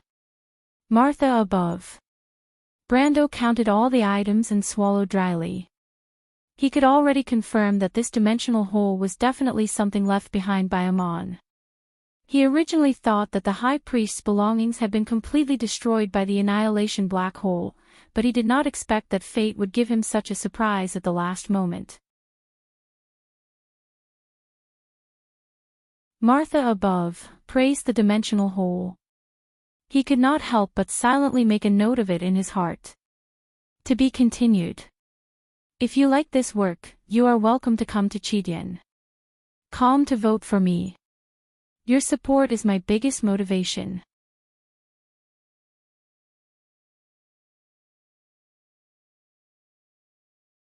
Chapter 465. There were a total of 573 sets of armor from the Temple of Light in the dimensional space. These were used by the monk soldiers, and they were all bronze-grade equipment. There were also a few sets of silver-grade armor for the Knight of the Temple. There were life crystals and anti-magic circles on them, which could protect vital parts from attacks and increase magic resistance. Among the standard equipment, these were considered very high-quality goods. There were also weapons, mainly 2-handed swords and long swords. The shiny blades were branded with the symbol of a flame, which was also a product of the Holy Cathedral of Fire. Brando thought about it carefully and knew that these things must have been prepared by Amon for the rebels of the Tree Herders. Now that they had become his spoils of war, he could use them to equip the White Lion Legion. Of course, he had to think of a way to change their appearance. These standard equipment were neatly stacked together. Not far from them, there was another pile of messy equipment floating in the dimensional space. These should be the spoils of war that Amon had obtained from the enemy. However, there were no high-quality goods, and it seemed that Amon didn't care much about these things. He didn't even bother to organize them, and just casually piled them into a pile. However, Brando was slightly surprised because he saw a silver accessory with a dark black gem floating outside the pile of equipment. It seemed to have been put in last. He was very familiar with all kinds of equipment. As soon as he saw it, he felt that it looked familiar. He couldn't help but reach out and grab it. Only then did he see that the black gem in the center of the silver accessory had a silver rune that seemed to be naturally formed. This is... Brando recognized that this was a high-grade amulet. This amulet was called Tears of the Lich. The equipment level was actually above fantasy. When he looked at the effects, the corners of his eyes couldn't help but twitch. Tears of the Lich, item level 300 OZ, hardens the skin, increases HP by 300, defense by 1, necromancy curse by 1. Activation rune, instantly cast a spell below circle 8. 0/30, so that's how it is. It's actually this thing. There was no doubt that this was what Amon had relied on to instantly cast several defensive spells. Seeing the 0/30 energy pool at the back, Brando knew that this thing should be similar to the Ring of the Wind Empress. Every instant cast would consume a bit of energy, and the total energy limit was 30. Once it was used up, it would take some time to refill. However, it would take a few hours to fill up the Ring of the Wind Empress. Who knew how long this thing would take? But even so, this thing was abnormal enough. Not only could it instantly cast a total of 30 circle spells, but it also provided a shocking amount of attributes. 300 HP, plus 1 defense, and a level 1 undead curse. Before the perfect body, the character's HP was equivalent to the basic HP, plus the level correction and the constitution multiplied by 2. As a warrior, one of the most tanky professions, Brando's HP was only about 411 at the moment. Wearing this thing directly doubled his HP. He couldn't help but exclaim in his heart. No wonder Amon was like a cockroach. He was clearly a mage, but he was still fine after taking a few hits from him. Damn it, with this equipment, even if he couldn't catch up to a warrior of the same level, he would at least be on par with a ranger. Brando couldn't help but wipe the cold sweat off his forehead.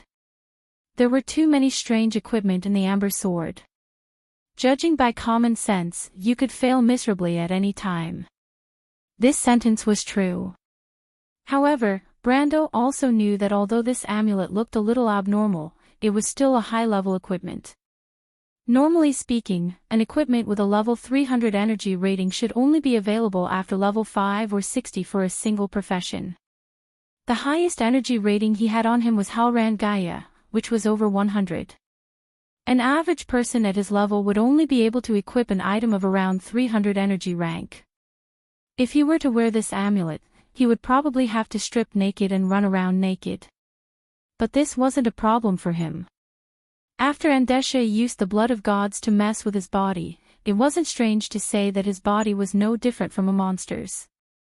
Even if he didn't rely on any level adjustments, his 124 willpower allowed him to equip up to 1,240 ounces. Basically, he was on par with a single level 100 character. It was too easy for him to equip equipment that was 20 or 30 levels above him. Since that was the case, Brando naturally wouldn't be polite and directly put away the amulet. After taking stock of the equipment in the dimensional cave, it had only been a minute or two since he had entered the pit. But at this moment, footsteps could be heard from the fog outside. Scarlet. Brando thought for a moment and felt that it was unlikely. Scarlet's footsteps weren't that heavy, so it should be a man. He thought for a moment and casually put the fragment of the Book of Mavakart back into the dimensional hole, then bound the silver line with his psychic energy. This way, as long as he was still alive, no one would be able to open the dimensional hole. After all, dimensional holes were different from dimensional bags. Dimensional holes were at least 1,000 times more expensive than dimensional bags in the Amber Sword, but the volume of the two was similar. This was because dimensional bags were too easy to break. Although they had dimensional attributes, the outer layer of the bag was about the same as a normal dimensional bag. Once it was broken, the player would often have to pay a huge price. In the past, Brendel had seen some extremely wretched people who simply stuffed their multidimensional pouch into their underwear to ensure that the person was there and the multidimensional pouch was there. Of course, this was the wisdom of the general public. After all, there was no such thing as the most wretched player, only the more wretched ones. As he was thinking about these messy things, the footsteps above his head were getting closer and closer. Brando looked up and squinted his eyes to see a tall figure appear behind the fog. As he expected, it was Greysword Saint Mephistopheles. "You'd better come and see this." Mephistopheles stood on the pit and looked down at him. The middle-aged man's grayish-brown eyes were still a little too calm, so calm that a needle would fall without a sound. It was as if he had chased Brando and Scarlet all over the mountain earlier was an illusion. The Ash Sword Saint didn't care at all. Brando didn't know how this guy's personality was developed, but it seemed that he was really arrogant. How should he put it? A little too proud. But he had to admit that without this kind of pride in his bones, how would he dare to challenge an entire empire? "What's going on?"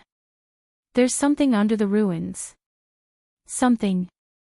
If he wasn't mistaken, this square should be a gathering place for the ancient silver folk. It was just a market, so what could be under the market? But Brando wouldn't jump to conclusions.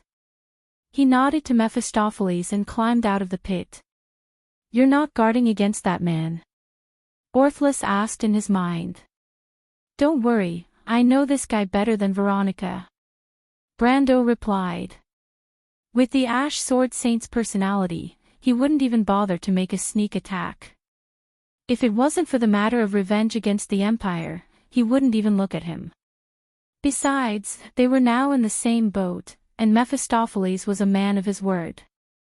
He would never do something like humiliating himself. Brando climbed up, and as expected, Mephistopheles watched him from beginning to end. But Brando's unguarded behavior still surprised him. It was definitely not an act. People who could do this were either idiots or geniuses. Of course, Brando didn't look like an idiot.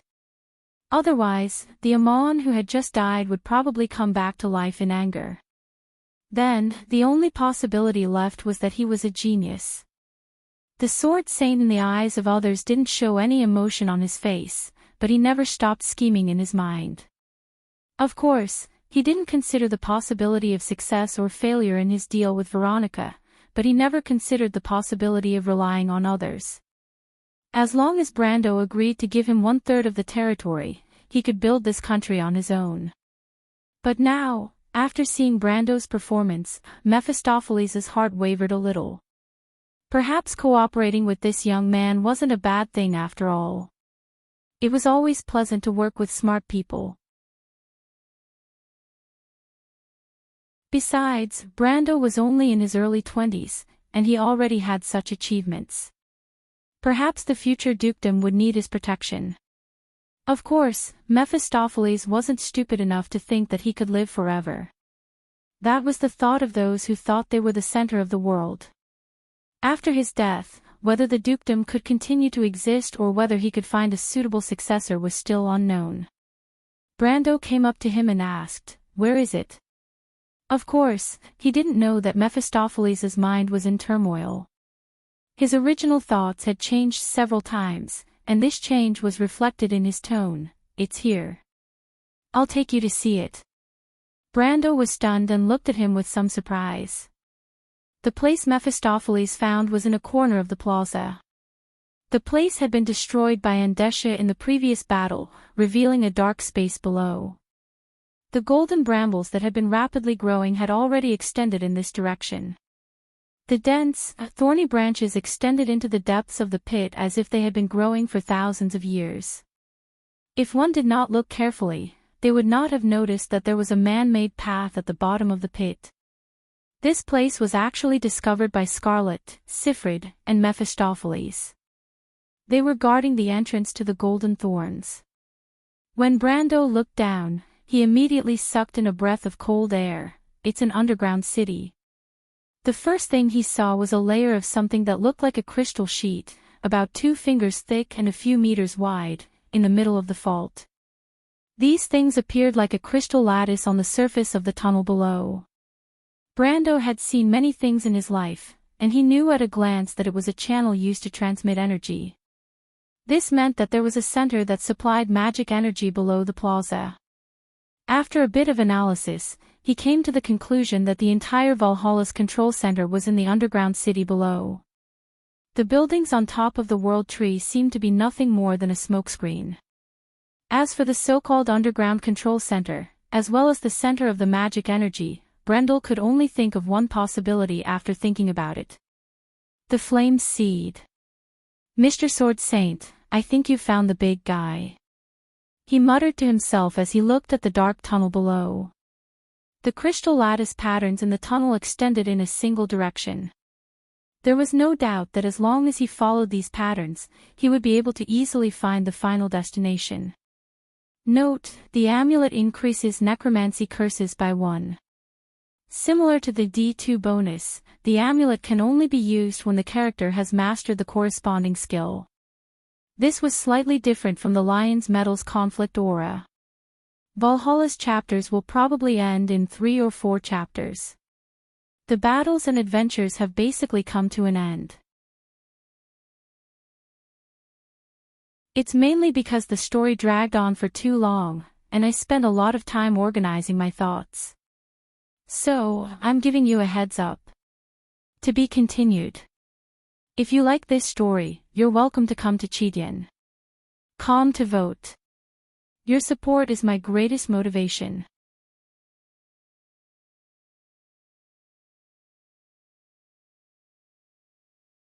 Chapter 466.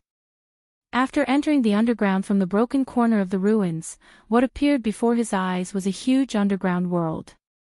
Long and thin corridors connected one after another to warehouses, hideouts, and war preparation fortresses. This was obviously the defense line of the underground city on the surface.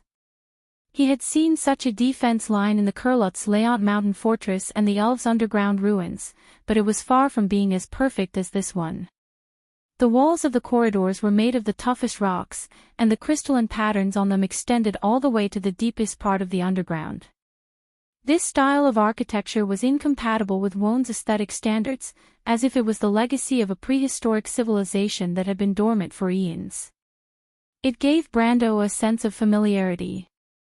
If the surrounding rocks were replaced with metal, Brando would have thought that he was walking in a huge underground research center. Weren't the crystalline networks used to transmit energy? The futuristic style combined with the thick historical aura of the eroded rocks gave off a sense of sacredness. He could not help but sigh. The designer of the amber sword setting was indeed a world-class master. Brando appreciated everything from the perspective of a player. It was a completely different feeling from the others. Scarlet and Sifrit, who were following closely behind him, were stunned speechless. It was as if they were holding their breaths. They were deeply shocked by the ancient civilization. Mephisto, the Ash Sword Saint, was in a slightly better state. However, as he observed his surroundings, his gray eyes flashed with surprise from time to time. Brando's carefree attitude surprised Orthlis. It was the first time she had seen such a well-preserved silver civilization's ruins. It was as if the people were gone, and the ruins still had the aura of the previous era. Brando, on the other hand, seemed to be used to it. She noticed that his gaze was filled with appreciation and familiarity.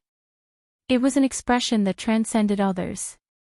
In fact, that was indeed the case. There was a soul in his body that transcended this world.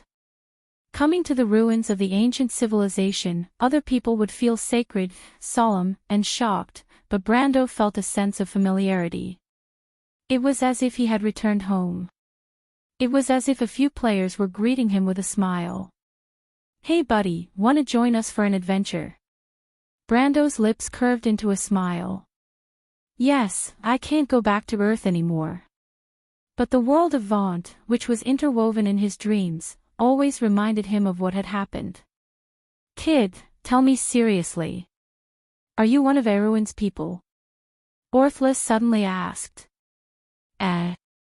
Brando snapped out of his daze. Why did she ask that? Could it be that Orthlis had discovered his true identity?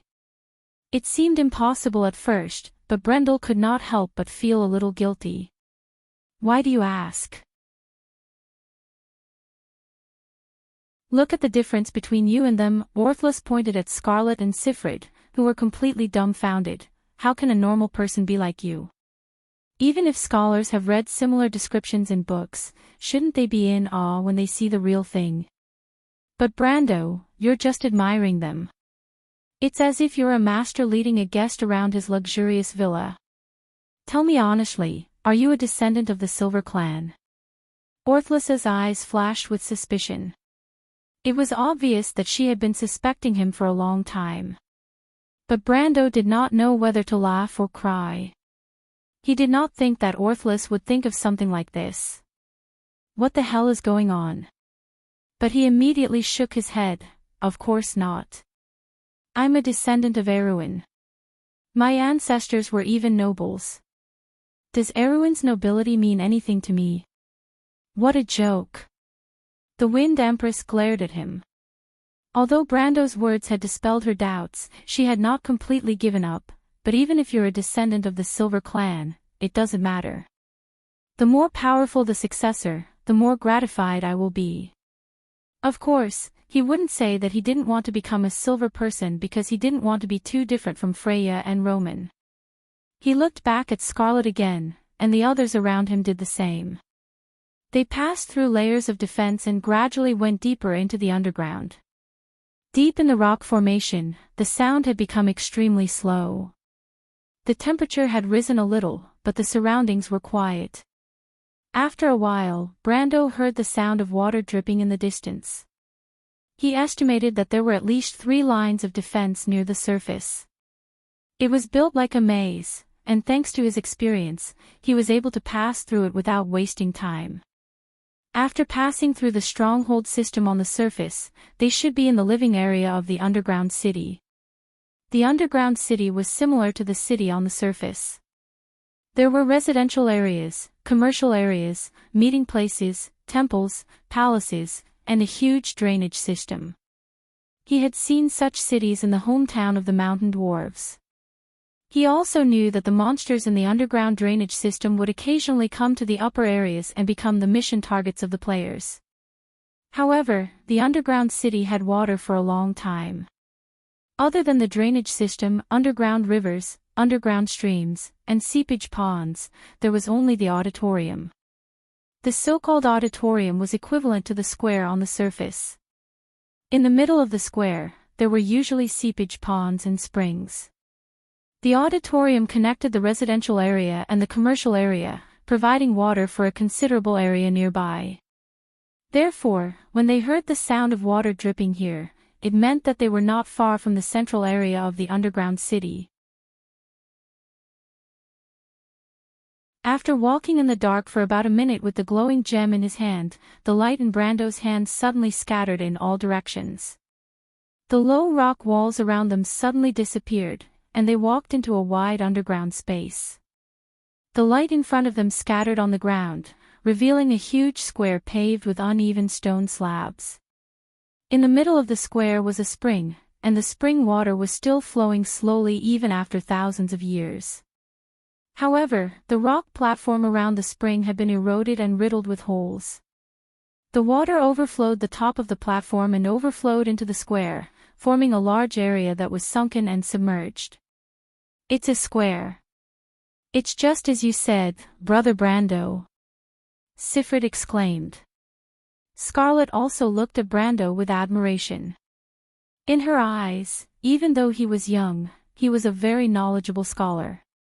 Compared to the other nobles who only knew how to be jealous and indulge in sensual pleasures at this age, Brendel was already able to converse with the likes of the Ash Sword Saint and Veronica on an equal footing. He was even able to guide them in terms of knowledge. Yes. Brando nodded. He was also a little excited. If they found the auditorium, it meant that they were not far from their goal. Especially since the auditorium was so large, it must be connected to a palace or a temple.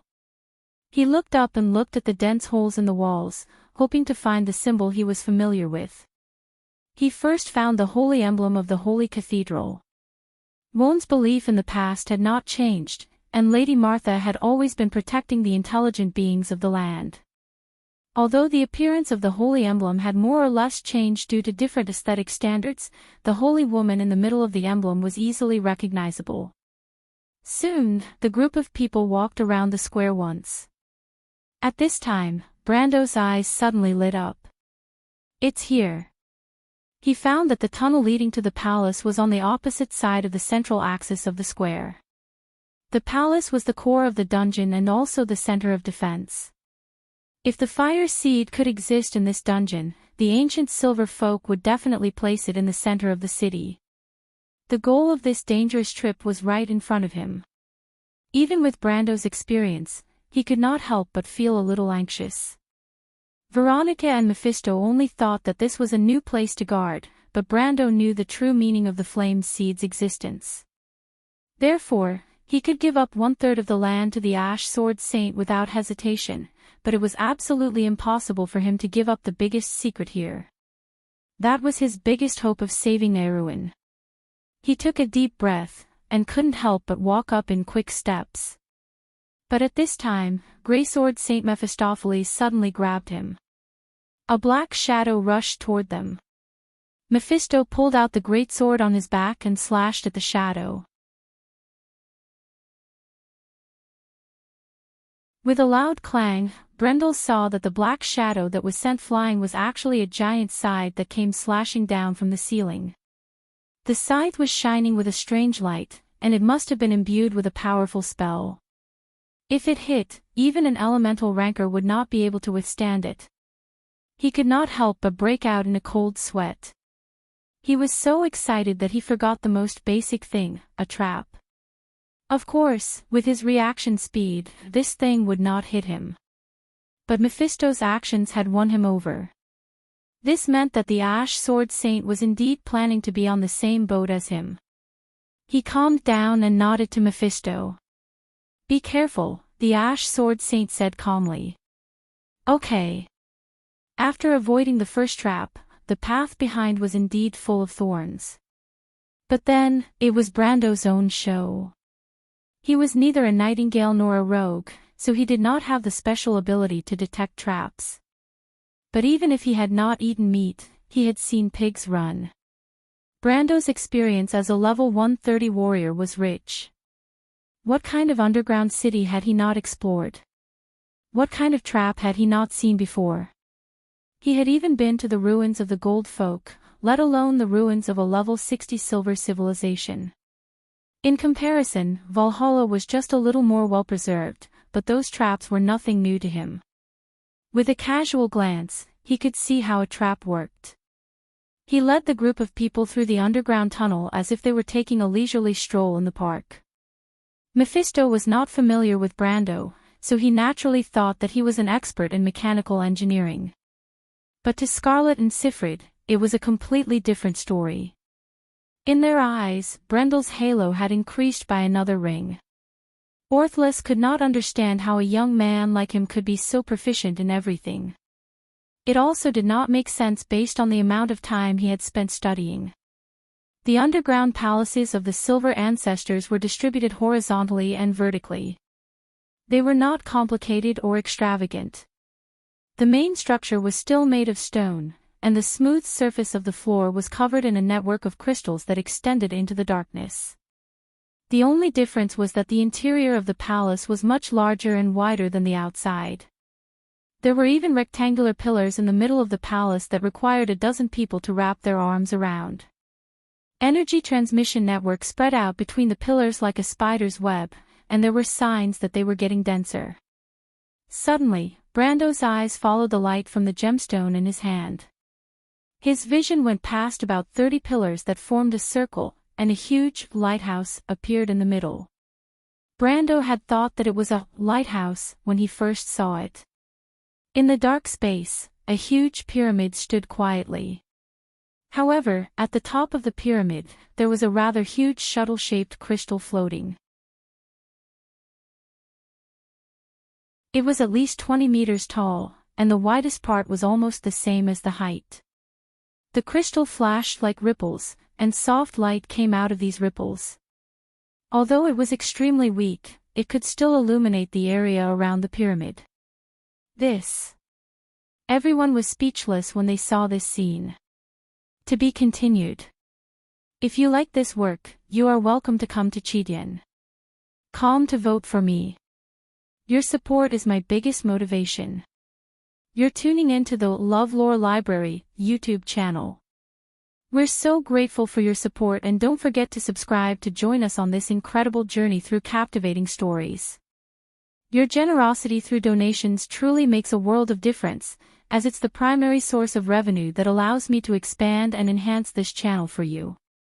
Thank you from the bottom of my heart for being a part of this adventure.